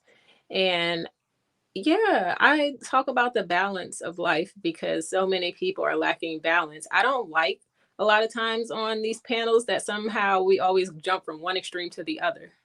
Like, we have to have balance. There's no such thing as always being something all the time. And I think you have to know when to be what. And people are having a hard time with their timing, the timing of life, knowing when to be what. Even if we think about it biblically in the Bible, yeah, we could say turn the other cheek. The Bible is full of God killing people. I'm not even talking about like Pharaoh and Sodom and Gomorrah and all of these stories, biblical stories about war and killings and all of these things. It's real life. It's real life. So you have to know when to go to war with people, but you have to know when to be peaceful. Like if somebody literally comes and punches me in the face, I'm not just going to stand there. We got to be realistic, right? So that's not what we're talking about. You're not just supposed to be a victim to life. So no, but there are times when people are just hurt and they want to take that frustration out on you, and you have to know how to walk away from it because it is so true. The majority of people, in my opinion, they don't have emotional intelligence. So what happens when you can't control your emotions? You take them out on everyone around you, not just people you love, but strangers too. So that's why a lot of us have been brutalized by these people that don't have that emotional intelligence because they don't have the coping skills to deal with it. Their only way of dealing with it is taking it out on you. Hello. So I'm not a punching bag, but I do know you have to have that emotional intelligence where you could see how to help other people and you could see how also not to be their victim at the same time. You have to have the balance of it all. Last thing I wanted to say about this topic is nature versus nurture. We talk about that all the time. It's not that these people, it's not an age when people are emotionally intelligent because I talk about this a lot. Most fools I know are old fools. It is what it is. And I'm saying that from a biblical standpoint, old fools. So people who never matured emotionally in many aspects, but especially emotionally. There are a lot of grown people in their 60s, 70s, 80s that are just like that I have worked with. And the issue that I have with it is people think it's the age. It's not. It's your environment, nature versus nurture. So it's how you were nurtured. It's not your nature. It's like your environment you grew up with. If your parents never had emotional intelligence and control, you don't know how to have it, and you don't have it. That's just what it is. So as an adult, if you don't learn it, life is going to beat you up. Life is going to beat you up because you need this to exist and progress in life. And the people that are unhappy are not progressing in life because they don't have no emotional control. I could go on and on, but I'm going to leave it right there. All right. Those are the same people Jay said was looking old and beat up. Was it Jay? All right. Go ahead, Jay. I mean, not Jay. I mean, Shan.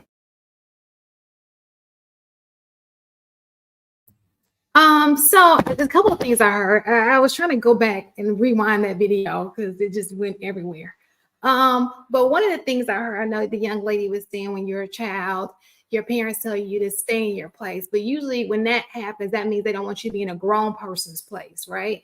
And so how you maneuver around that is if your kid is having a problem with another child, then you talk them how to communicate clearly to people of their peer, but when you start inviting young people into adult conversation, they grow up way too fast. And I think that is also an issue that we're seeing in the school system. Kids are grown and they're like 13, 14, too grown for my classroom. And so that becomes an issue. But as far as going back to the video, when I had to go back and rewind what the video is saying, I think that Jay said it well. In my opinion, so yes, if somebody doesn't call you back in 15 minutes, that's crazy. Like, chill out, homie. Like, a lot of things can happen. It's only 15 minutes. But usually in a situation of that situation like that, he has already given her a reason to not trust him. Maybe he cheated in the past, and now she's scared it's going to be a repeating cycle, or maybe she got cheated on in the past. And then she's scared it's going to be a repeating cycle. We do live in an era where people just out here freely doing what they want to do. You know what I'm saying? So it could be just the times that we're in. People be cheating for the most part. They do. So yes, she could be exaggerating on him. She may have her a great man, but let's not act like sometimes it is a red flag. That's all I'm saying. But again, it's effective communication. All this can be nipped in the bud if he just effectively communicated what was going on. Hey, I'm running a little late. I hit you up in a few. You know what I'm saying? I don't know the situation. I'm sure it's a situation. Everything is about, it's situationally based, but that's what it sounds like to me. It's coming from somewhere. Something happened and this is a reaction, or she could just be that person. But even then, something may have happened in another relationship that she's bringing to this relationship. Yeah, I'm not to bring in somber. Sorry, real quick, Jeff. But I like y'all know, I lost my mother a couple of weeks ago. So now, anytime like my daughter's out, this is to Shan's point, or if somebody's late, or I'm just like, let me know if you make it home, and then my sister didn't let me know, and I automatically go to something negative like, is she okay? Is she okay? And even when in relationships, I don't automatically jump to cheat. I'm not that kind of a person. I'm kind of a confident person. I feel like a person would be an idiot to cheat on me, but maybe that's a little much. But I just really feel that way. So I'm more like, are they safe? So I have a little bit of an anxiety of just the safety of others more than it is just hit me up. You know what I'm saying? I'll hit you up. Are you good? You know what I'm saying? Like, but 15 minutes, that's pushing it. That's pushing it. All right. I'm not sure if Voice spoke on it. Everybody spoke on it? I'm sure I got to everybody. If you guys are just tuning in, welcome to Lapeef-ing Sundays. Make sure we hit the like button and also make sure you subscribe to the channel. Go ahead and take this one off. We've got to get into the main topic. Before we do, let me go ahead and highlight some of the people. Kelvin Cook says $2. Let no one steal your joy, child of God. Kenneth, $5 afternoon panel. I see we passing out hot chocolate with marshmallows today. Kenneth again says $2. So when are we going to hear accountability? Shout out to Sim Nation. Daryl Long became a member. Kenneth, $2 says, so Hink, that's why you said what you said to me. 100. I thank everybody that has contributed to the platform thus far. So make sure you hit that like button. Also, make sure you subscribe to the channel. Let's go ahead and get into this main topic of the night. early afternoon. Thinking this King talk something tonight.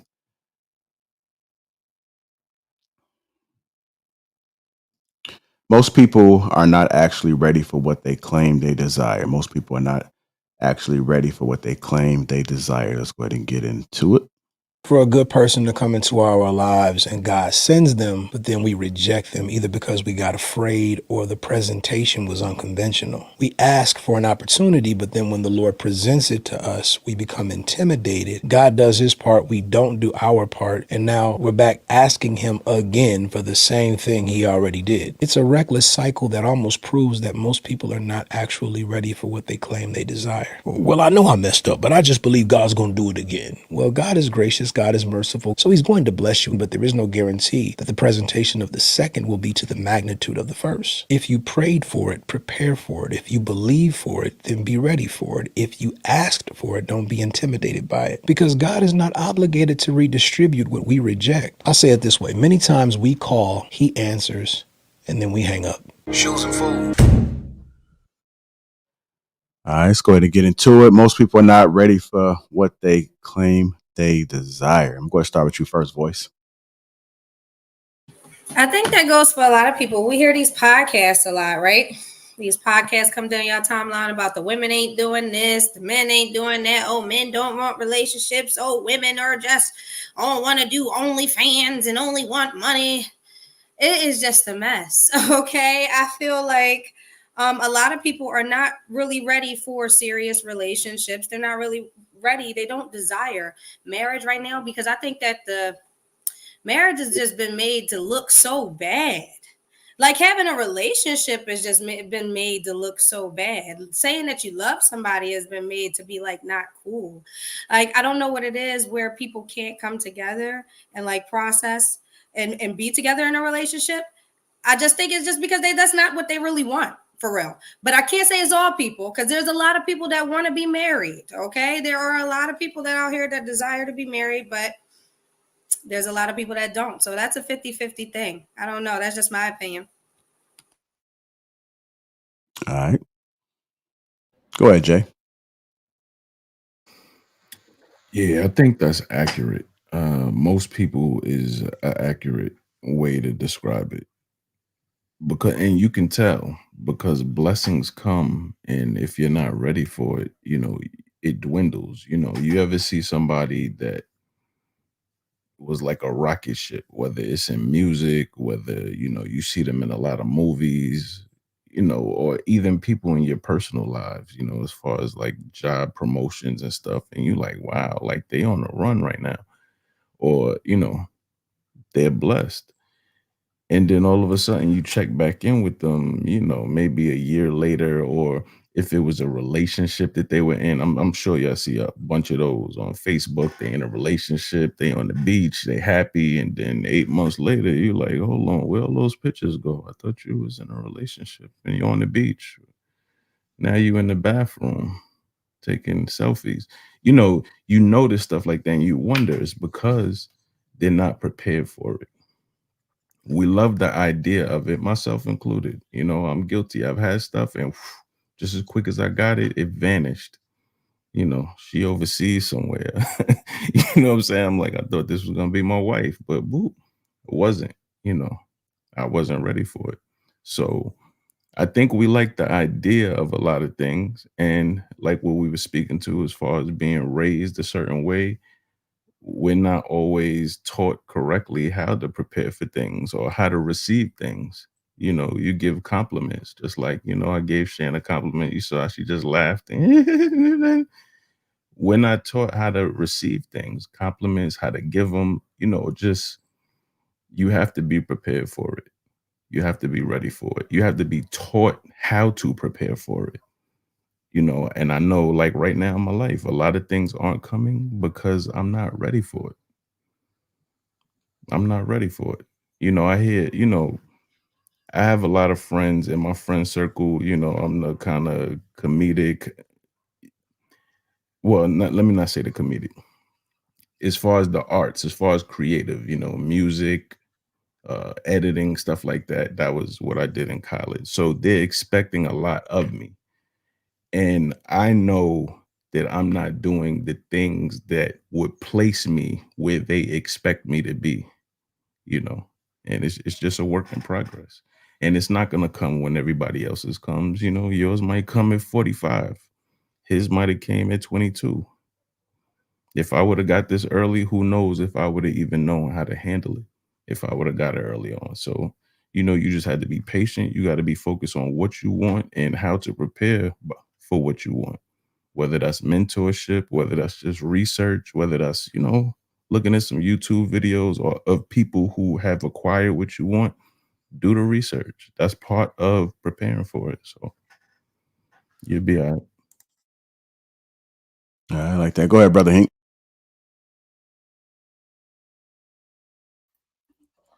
Most people are not actually ready for what they're claiming they desire. Okay, I can agree with that. I definitely can agree with that. They're not. So let me have Uncle Hank give you a word of advice. If there's something you're looking for, how about you say it out loud and write it down at the same time while you're saying it? How about you do that? And now that lets you think about, is this really what I want? Is this really what I'm desiring? Is this really what I'm looking for? That will help you with that process. A selfish person can sit there and say, yeah, I would love to share my life and be married and be with somebody else. Yeah, more likely you're not, because you're still selfish. Because if you want to be married, you can't be as selfish as you think you are, or you can, or you should be. Because it's a lot of giving you're going to be doing. It's a lot of sacrifice, a lot of sharing you're going to be doing. And so that selfish mindset and behavior and attitude, it's going to have to go out the window, or you have to curve it a whole lot to to take in a woman or a man, if whatever the situation. As far as being ready, a lot of people, I don't think they're ever going to be ready. They say they are. They talk like they are. I don't think they are. Their actions going to speak differently. Doesn't matter what the mouth says, what the words is. It's all about your actions. Your actions speak louder than any words you can say. And if their actions are not living up to what they're saying, that's a load of bullshit, ladies. If you engaging with a man who's not following what he's saying, he's just like a snake oil salesman trying to sell you a car with no engine and tell you how good it runs. Man, you better get away from that dude. He just trying to fuck on you. That's all he trying to do. He ain't trying to do nothing serious. He ain't trying to wife you up. He ain't trying to ring on. He ain't trying to be serious. He just hanging around as long as you're gonna let him. And when you wake up and realize what's going on, shit, it might be too late. You done dropped $2 grand. Jesus, I can't believe it, Jesus. Now you taint it with the frustration. All men are bad. Well, no, you ran into a bad one yourself, and you didn't acknowledge or recognize and see what was really going on until it was too late. Fellas, same thing go with you. If that woman sitting there using you, abusing you, taking advantage of you, and you not recognizing that until it's too late, and now she gave you a kid that you didn't want. That's your fault, dog, because you allow it to happen.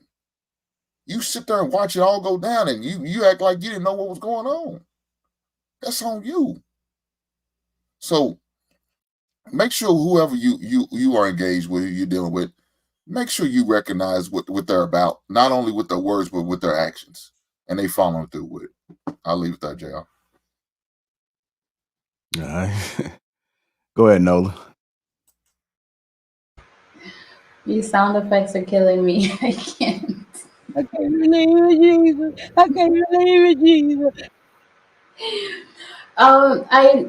Most people aren't ready, and I don't think that's a bad thing. I don't think that should be a strike against them, because you don't know what you don't know.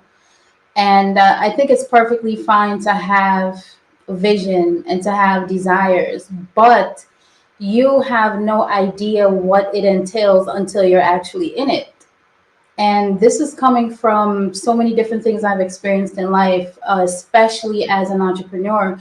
You know that you want to start a business, but there are so many details and so many nuances that show up once you are in it that you're like, okay, I knew I wanted to own a business. I own a business now, but am I ready? No, sometimes you have to get ready on the spot. Sometimes you have to learn. Sometimes you have to have experiences and go through trials, and that's how you end up becoming ready.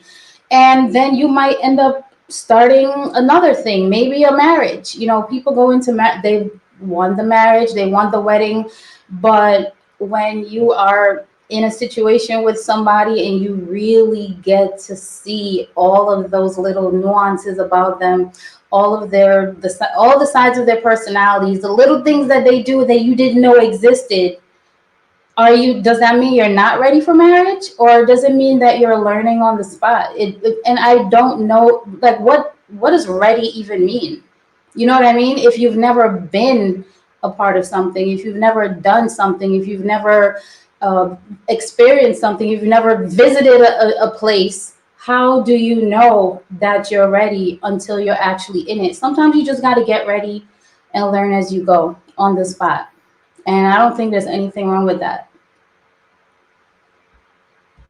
Yeah, but if you're not ready though, Nola, but you put out the perception like you are you in a relationship with somebody who is, then you're doing that individual a disservice. Now you're being selfish because you know you're not ready. You know in your heart you're not ready, but this person the whole time you've been interrogate, I like to say, but vetting the individual. That's all they talk about. Man, I would like to be married. I look forward. I would like to have maybe a couple kids, maybe three. 3 kids, and maybe this far along in my career. So they express that to you, but man, I ain't really ready for all. But yet you still engage and entertain in this and going through it. Yeah, you being selfish as hell, and that's not cool. So that's a bad part about not being ready, because you're dragging somebody along, and that's not what you want. I think that's a different thing. I think what you're saying is different. There's a difference between people thinking they're ready and not realizing they're ready, and someone who's manipulating and fooling another person because they know they're not ready. I think that's a little different. But for the people who, you don't know what you don't know, you step into a situation and then there are all these things you have to deal with, and you're like, damn, I really wasn't ready because I didn't know. I don't think there's anything wrong with that. But if you know that you're not ready and you are saying you're ready and you're fooling somebody, gaslighting, manipulating, then I think that's a completely different thing. Now that I'm not cool with.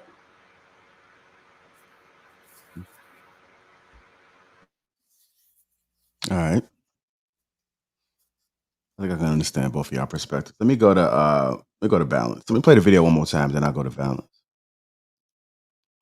We pray for a good person to come into our lives and God sends them, but then we reject them either because we got afraid or the presentation was unconventional. We ask for an opportunity, but then when the Lord presents it to us, we become intimidated. God does his part, we don't do our part, and now we're back asking him again for the same thing he already did. It's a reckless cycle that almost proves that most people are not actually ready for what they claim they desire. Well, I know I messed up, but I just believe God's going to do it again. Well, God is gracious. God is merciful, so he's going to bless you, but there is no guarantee that the presentation of the second will be to the magnitude of the first. If you prayed for it, prepare for it. If you believe for it, then be ready for it. If you asked for it, don't be intimidated by it, because God is not obligated to redistribute what we reject. I'll say it this way. Many times we call, he answers, and then we hang up.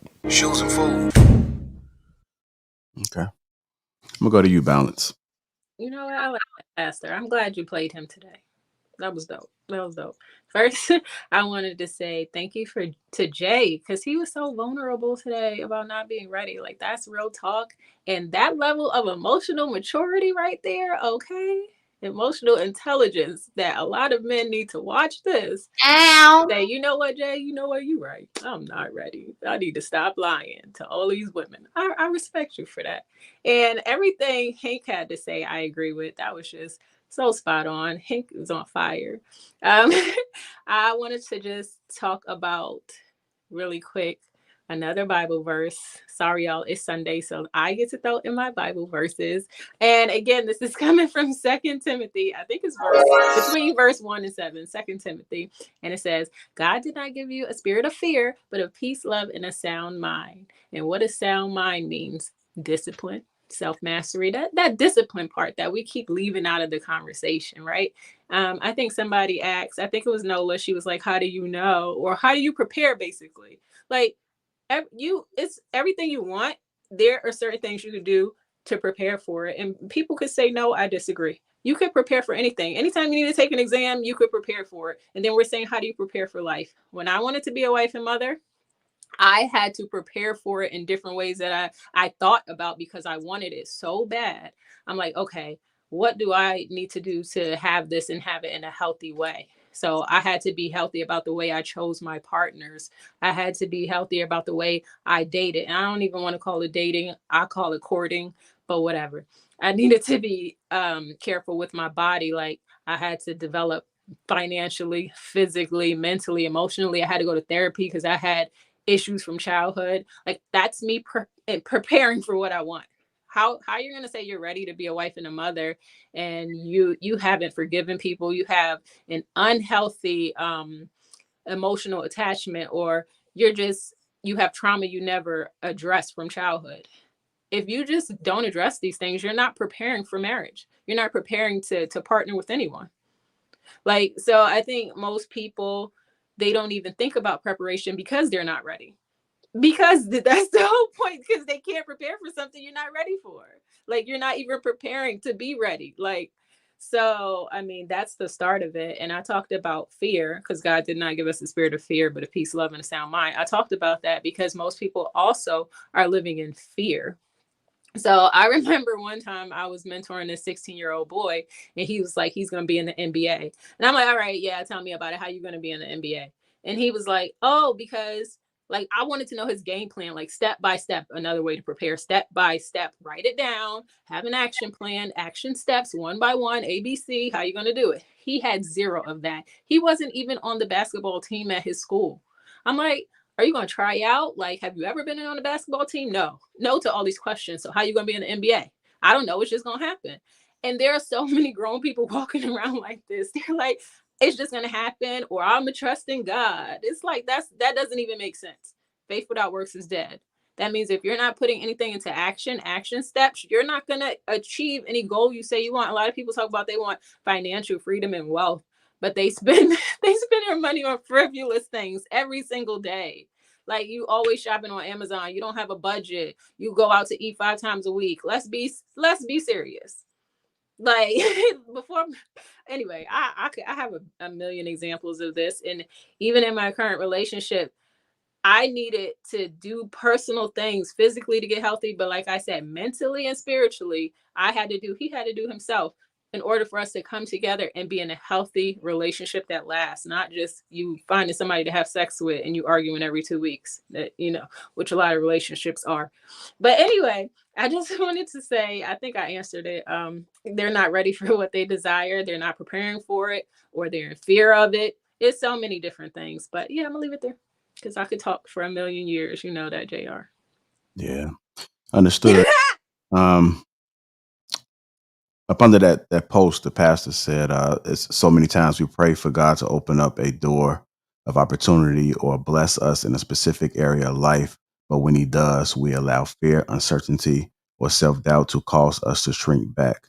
This is a time to stay ready. The Lord is blessing, but are we ready to receive it? Don't miss God's best for you.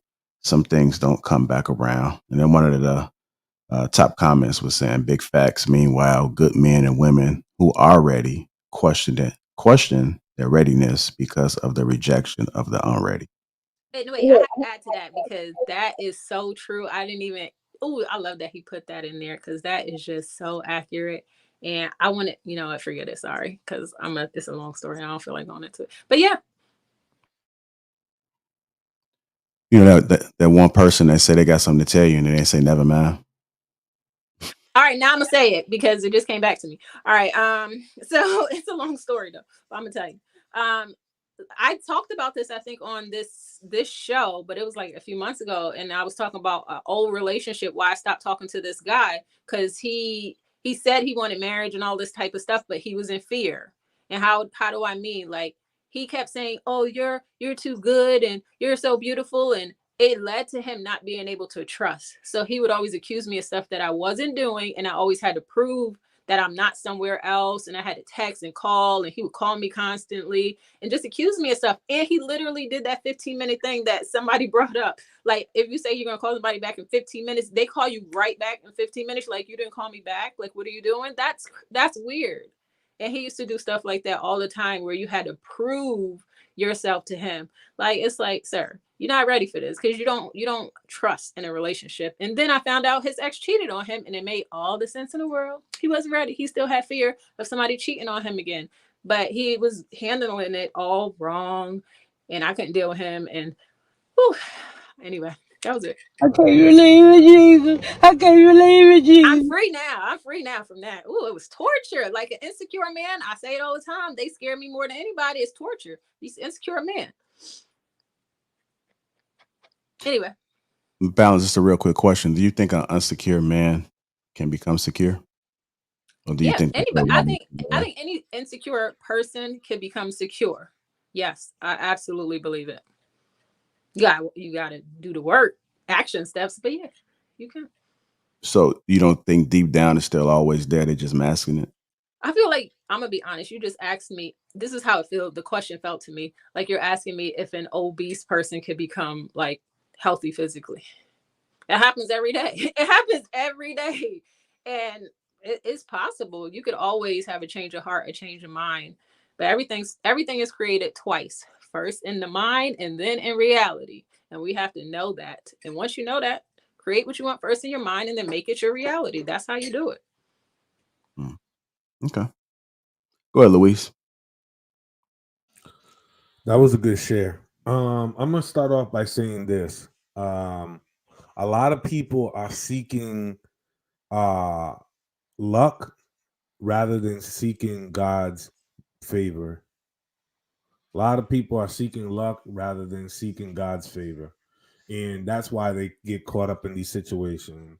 Most people are not actually ready for what they claim they desire. It's because they haven't removed it. It's like this. They want a brand new car, but yet their old car that no longer works is still occupying the driveway in which the new car is supposed to be parked at. That is what's really happening. People are too gravitated towards something that is holding them back rather than letting go and embracing what new change has to present. And I see that a lot. I see that in people who can't let go from jobs. I see that from people that can't let go from friendships, relationships, right?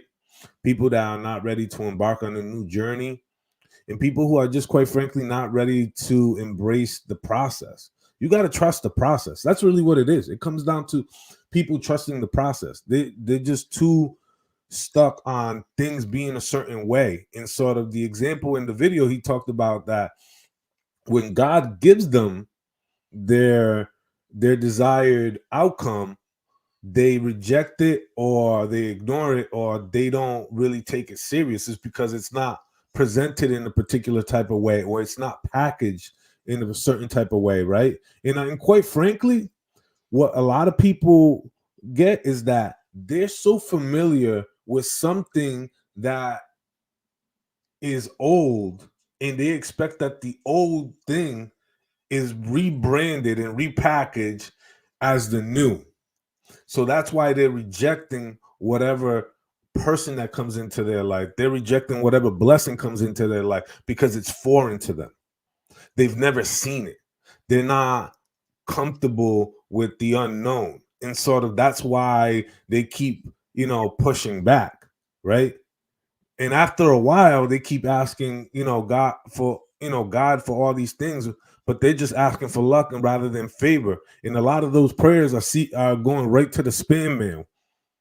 A lot of those are, he's not even opening those at that point because a lot of people have had great people come into their life. You know what I'm saying? I had this conversation with, a friend. I was like, that I went to dinner with. I was like, your friend keeps struggling into these things, but like, you mean to tell me there's not one good person that's in her close proximity? And they said, yeah. And I'm like, okay, then let's be clear. You want what you want, how you want it, and you're so stuck onto that you're not willing to let that go and embrace something that might be actually better for you in your current moment and into your future. That right there is the problem. And I don't think we could only just tie this only to just relationships. I think we could tie this to every aspect in life.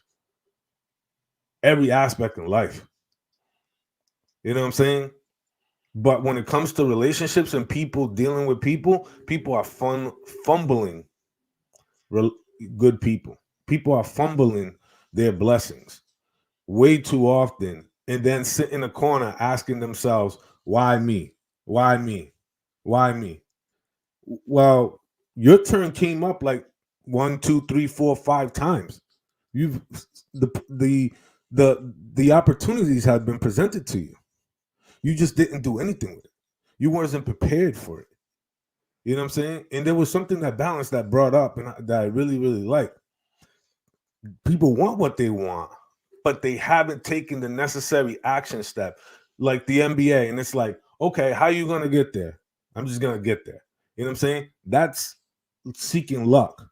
Well, I'm going to take, first, I'm going to get a good mentor. I'm going to talk about, speaking to somebody to coach me, to walk me through the process. What are the things that I have to do? I need to get my grades up. I need to apply to these colleges. I should consider going to these summer camp programs. I need to encourage my mom or parent to sign me up for these things, right? And then these things start trickling on and bringing new opportunities and presenting you to new people who you don't know and never met, who are going to pour into you, who are going to give you the best of advice, and who are going to steer you in the direction that you want to be heading, right? But people haven't even done the groundwork.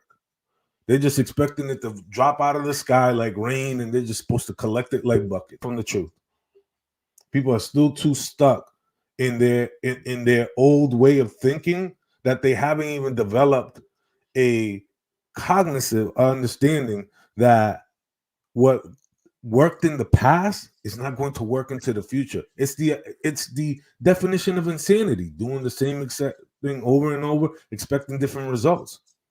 And that goes into relationship. People are seeking the same type of person, just in a different type of body, and that cannot work. So that's all I got. Amen. All right. Cookie, you spoke on this? Okay, go ahead.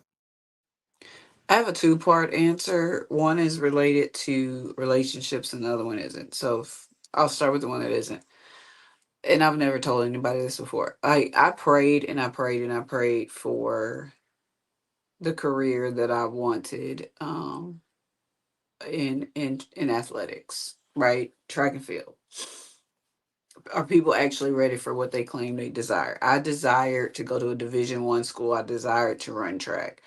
I desired all these things, and I took the correct steps to get there. And then I got there. I was doing well, and um, media day happened. Right? There's this thing called media day, and the more and more media that got involved, the more and more I hated what I did. So here I am. I prayed and prayed and prayed and worked and worked and worked for this position that I'm in, ranked in the world. And then I started complaining about it, right? Because I wasn't ready for all the cameras and the lights. And just as quick as, well, it wasn't quick, but just as quick as I started complaining, I got hurt. And I never ran another race again. So when I say that, people are they really ready for what they desire? You have to factor in everything that comes with what you desire, not just the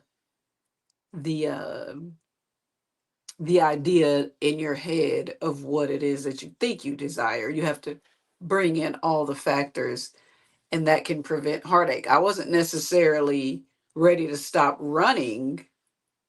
I was tired of going to meet and greets and doing media. So God said, "Oh, I can take that away from you real quick." You know what I'm saying? And did, you know. As far as the relationship aspect of it goes, I agree with Luis. I agree with everybody on the panel. Um, I had a recent situation where I lost somebody I had been in contact with. We were friends for almost a year, and this person just found every fault in me that he possibly could.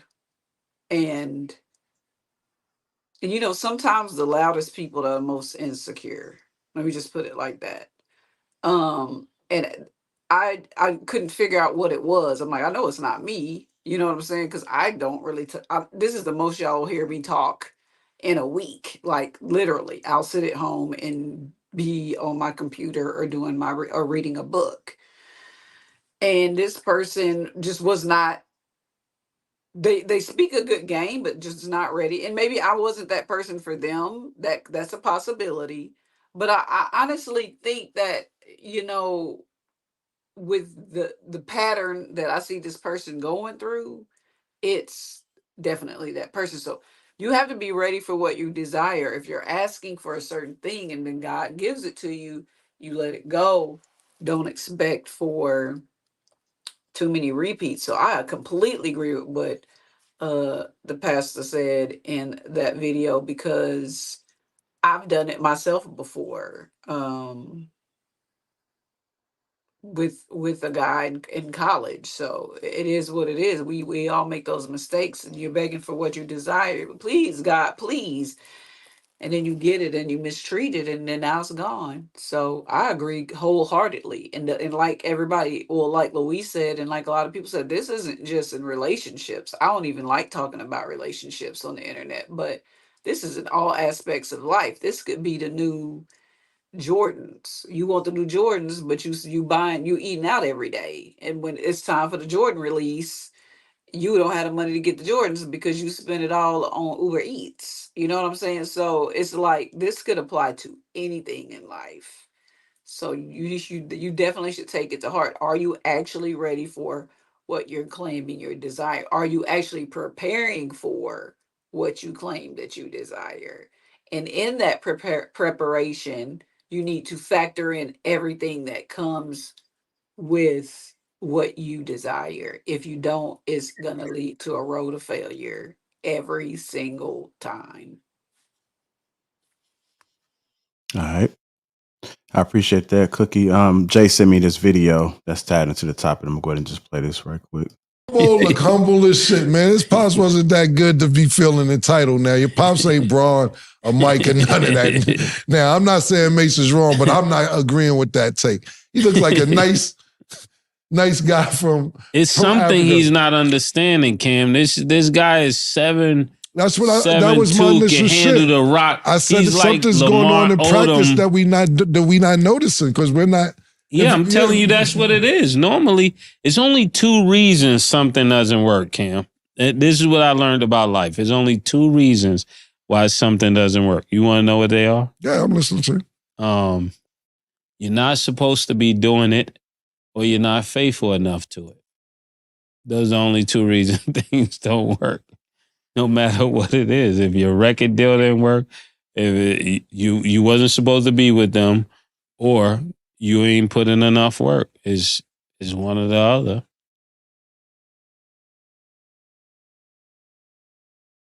All right, Jay, go ahead and elaborate on that a little bit.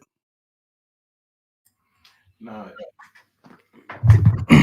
I just thought it was something that just tied into the topic in terms of, do y'all believe that? There's 1 or 2 reasons things don't work. Either you're not, because like you were just explaining, Cookie, you weren't supposed to be there. This is something you pray for, you want it, you got there, and then you realize this ain't for me. And that happens. Like you can just enthrall yourself in something that you think you love, or maybe at one point you loved it, and you get there and you don't feel it. It's almost like a job, because a lot of times things you love, it doesn't feel like a job. It doesn't feel like an obligation.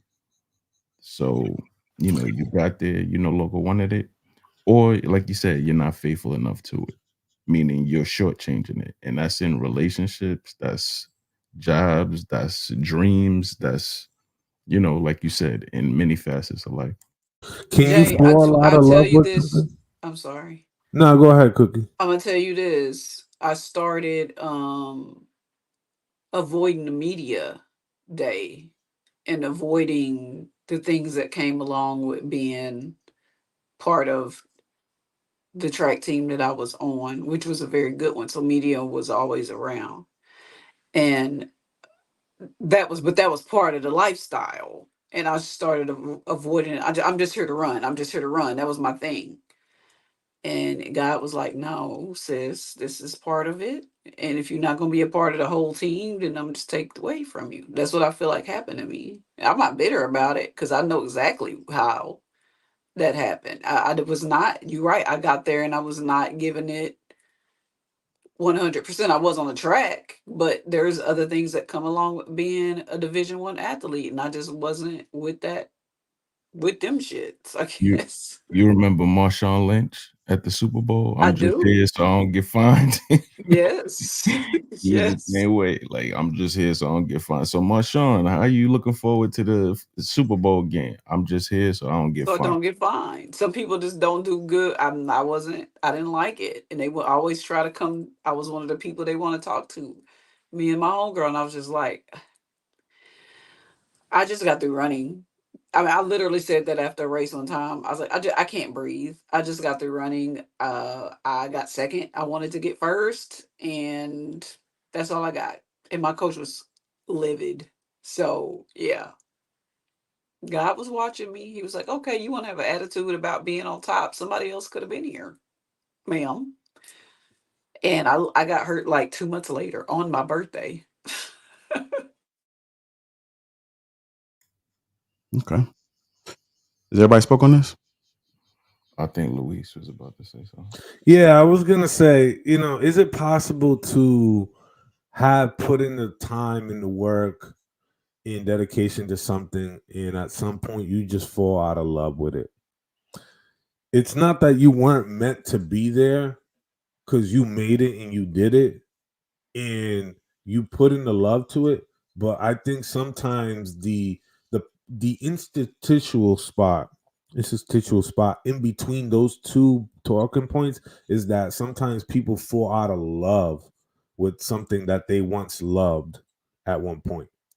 It doesn't do it for them anymore. It doesn't fulfill them. It lost the sense, you, or perhaps the sense of purpose has diminished somewhere towards the end of it. I can And speak personally about that.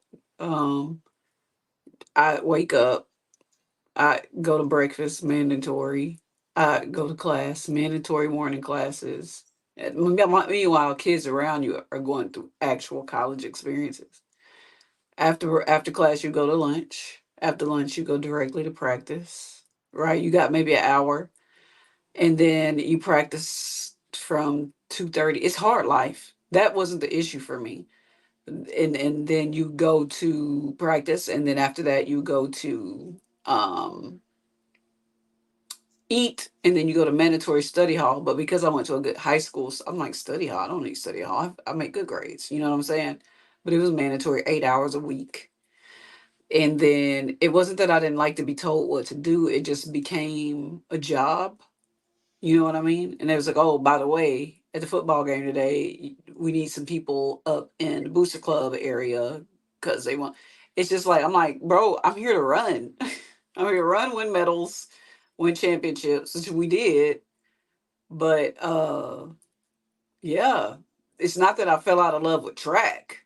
I fell out of I didn't like the process of leveling up in track and field. And I was thinking, I think maybe pros might even be worse. You know what I mean? So God knew what was best for me. That's how I feel about it. And I live a happy life now. Teaching kids to get where they think they want to go. If they get there and they don't like it, hey, at least they got a free education. I did. I like that. Go ahead, Shan. So listening to the video, because I never, but I do think that people somehow believe that love is an indefinite thing. Like they just get all this love. Like it's gonna always be a person after a person after a person who's gonna love them unconditionally, right? And I don't think that it works that way. I think that you have people who come into your life.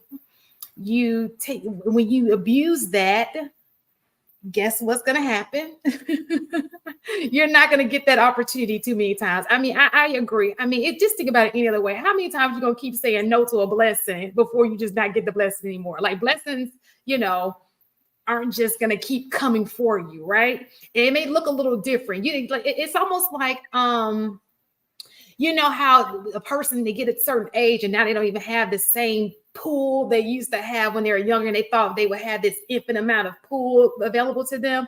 It doesn't happen that way. You missed your blessing. So I think that we think that we have all this time in the world and then you end up getting somebody and she don't even love you half as much as the chick or the man that loved you before, right? Because when the going gets tough, she got going.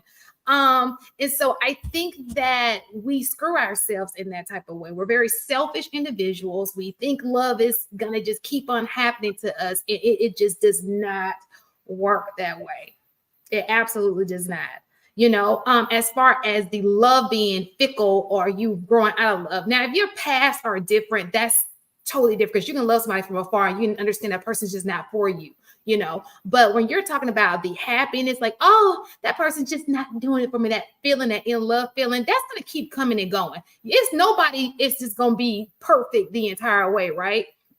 And so I just think that I don't know. I think that we don't think we're going to get old one day. I don't think that we think we're going to, all these things that are naturally supposed to happen in your life. I don't think people look at that. They don't look into the future. They look into the right now. What can please me right now? What do I desire right now? And I don't think that they understand how that is going to hinder them in the future.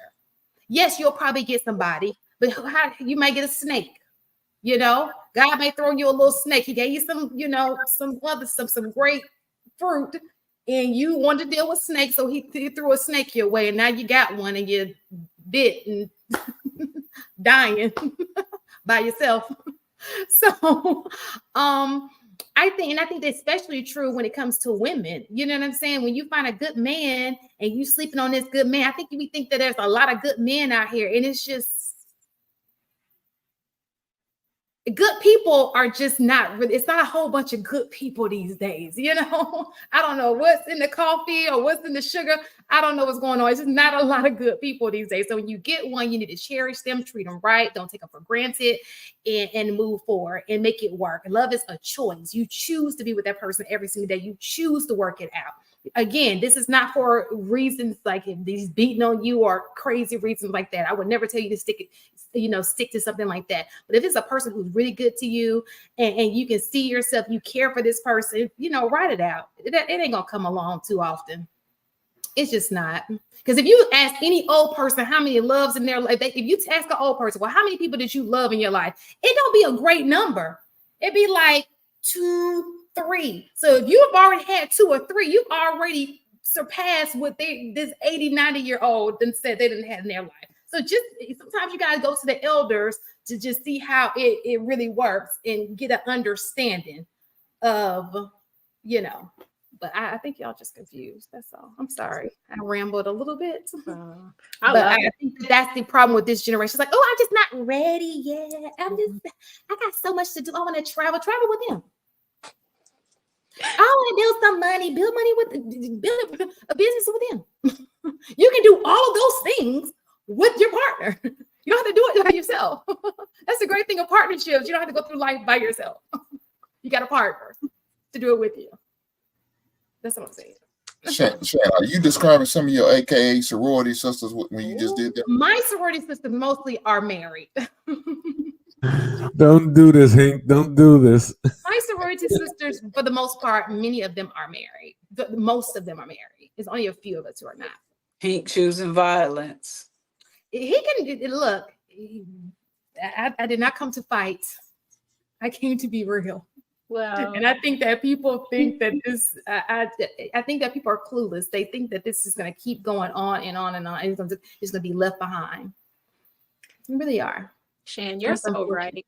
You just made me think about women I know. And it's the same thing. They say they want to be married, but they're not putting any action steps towards it. And even the way they speak about men, like, it's horrible. They lump all men together, have the most dirtiest names, and they got what is it called now? Like secret friends. Dang.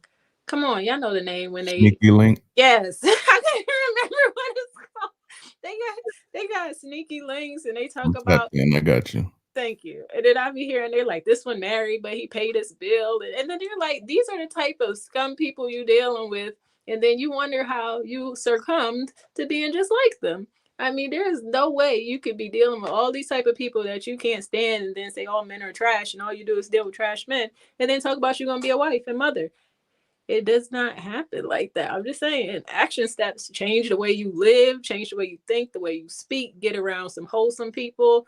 It's so many things you could do to change your environment to get the things that you want. Dang. Yeah.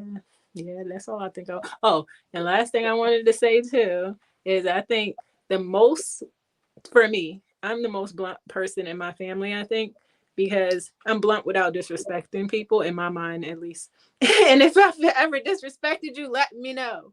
But I'm gonna say this. I think the best way to show people love is honesty. Be honest with them. You don't have to tear them down, but tell them the truth. Like we love to lie to people and we think that's love. It's not. Making people feel good by lying is not love at all. Tell them the truth. Tell them what you see, what they should work on so they can get it. When my friends talk about men like dogs, I'm like, that's why you don't have a man. Like, there's no way you're going to think you're going to attract a man, or whatever word you want to use for people that don't like the word attract, that you're going to get a man talking about men like that. And if you do get one, he's going to be exactly what you're putting out of your mouth. So, yeah, be honest with people. Okay, I'm done. So my question is for you, Balance, was some of those women AKAs? You know what? I'm gonna be honest, and I know there's some sorority sisters and all that.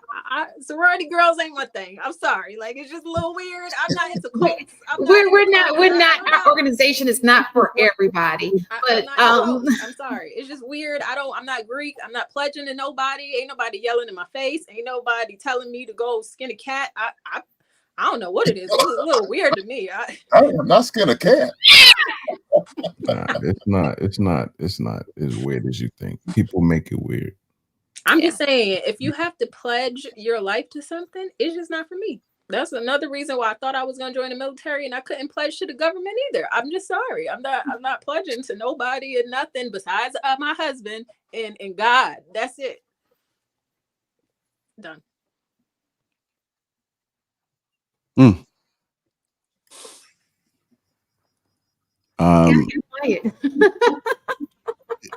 Does anybody need a hurt feelings report filled out? Let me know. You can DM me, but I try to be peaceful. Okay. Jay, I tried to fill out one earlier because Nola was taking too many shots at me in the first part of the show. I don't know if HR ever got my report. I thought I scanned it, faxed it over to him, but maybe not. I don't know.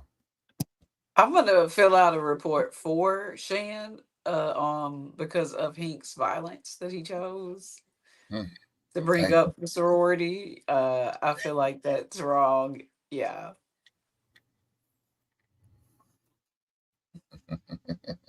Hey, y'all have been choosing violence, man. Anyhow, everybody spoke on it, right? Let me make sure I ain't skip anybody.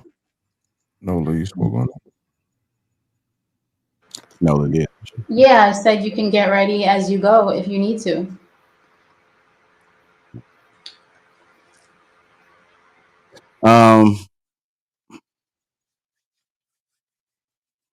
I don't really think people really know what a good thing is.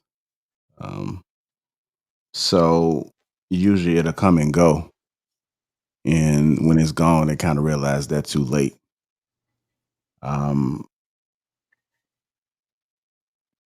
I would say that it is subjective because what's good to me may not be good for Hink or Luis. It's like one of those hard things. So I think the advice that we should probably give somebody is to really think about what you want your future to look like, and understanding that humans are going to be humans and they're not going to be perfect in every relationship, whether it's romantic, business, is going to require some work.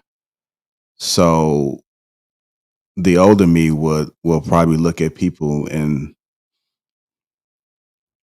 you should have boundaries, but at some point you're going to have to extend some grace, some form of grace.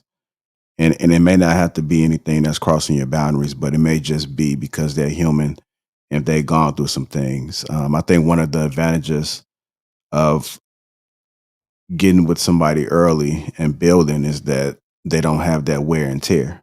And so when you do experience, you're experiencing things together, and it's new, and it may be a little bit more easier to work through because at that point all you have is each other.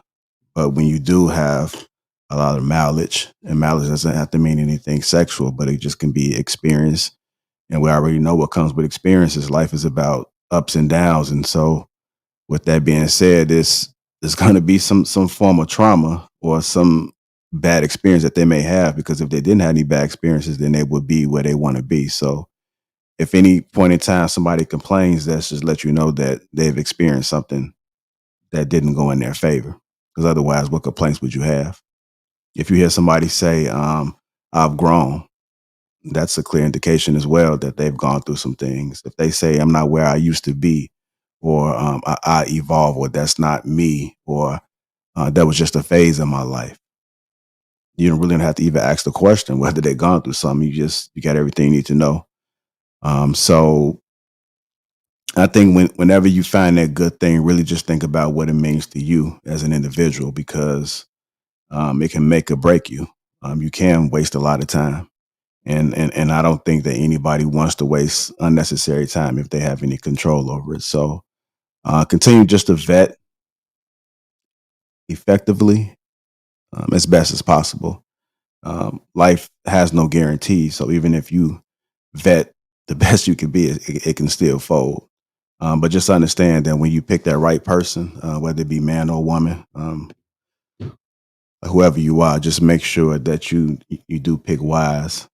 I think one of the things you need to look for is if they're going to be willing to put the work in, if they have an understanding that this may just be the happy phase in the beginning, or that it's a possibility that we may have showed up with our representative. So once things begin to simmer down a little bit, what does that look like for us?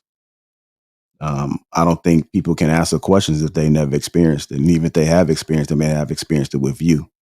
So I think that willing, to me, that understanding is more important, because you can ask somebody, they can tell you whatever it is you want to hear. I can say I'm gonna do this, but I'm never say, man, I'm gonna do that. I can tell you that if you lost your leg, that I'm gonna still be there, push you around in that wheelchair. I can tell you anything. But I think people have to think a little bit further than that and understand that even if they never been in that situation before, it's a possibility that it may not turn out the way you want it to be. Are you prepared for that? Are you prepared for that? Are you giving 100% in when you go into these marriages and relationships? Are you doing 99%? So you can keep a little bit of your sanity. Life is tricky, man. The mind is tricky. It's just so many variables that we really can't even put together, no matter how many conversations we have. So I just say, just do the best you can. And hopefully, just hopefully, if you're doing the right thing, whatever that may look like to you, that your life will be what you desire. And that still be determined, because at the end of the day, when we all exit, it's going to say a lot. It's going to either tell your truth or expose you. It's one of those things. So hit the like button, man. Make sure you subscribe to the channel. Appreciate everybody for tuning in to Lapeef-ing Sunday. I want to thank everybody that has blessed the panel with their grace today. It was amazing. It was phenomenal. I'm learning each day, man. So even when I come on the panels, I'm always learning as well. Just trying to figure it out like the next person, right? I mean, we all make some mistakes, and we all are human, but I don't think we all got it figured out. And that's okay. That's okay. I mean, we can let them people say that they know it all. Just let them be them.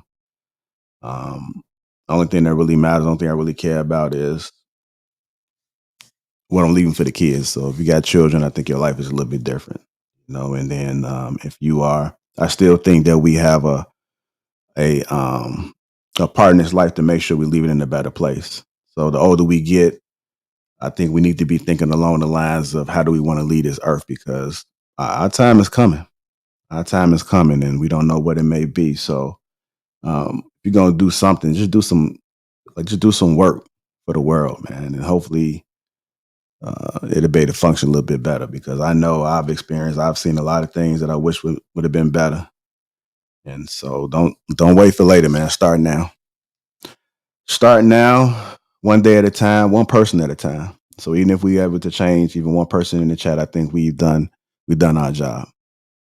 And then maybe that person to change the person that's up under them. And that's how we keep that cycle going. Start within your home, and y'all stay blessed. Hit that like button, subscribe to the channel, and we out, you know. Peace. All right. Bye, y'all. Thank y'all.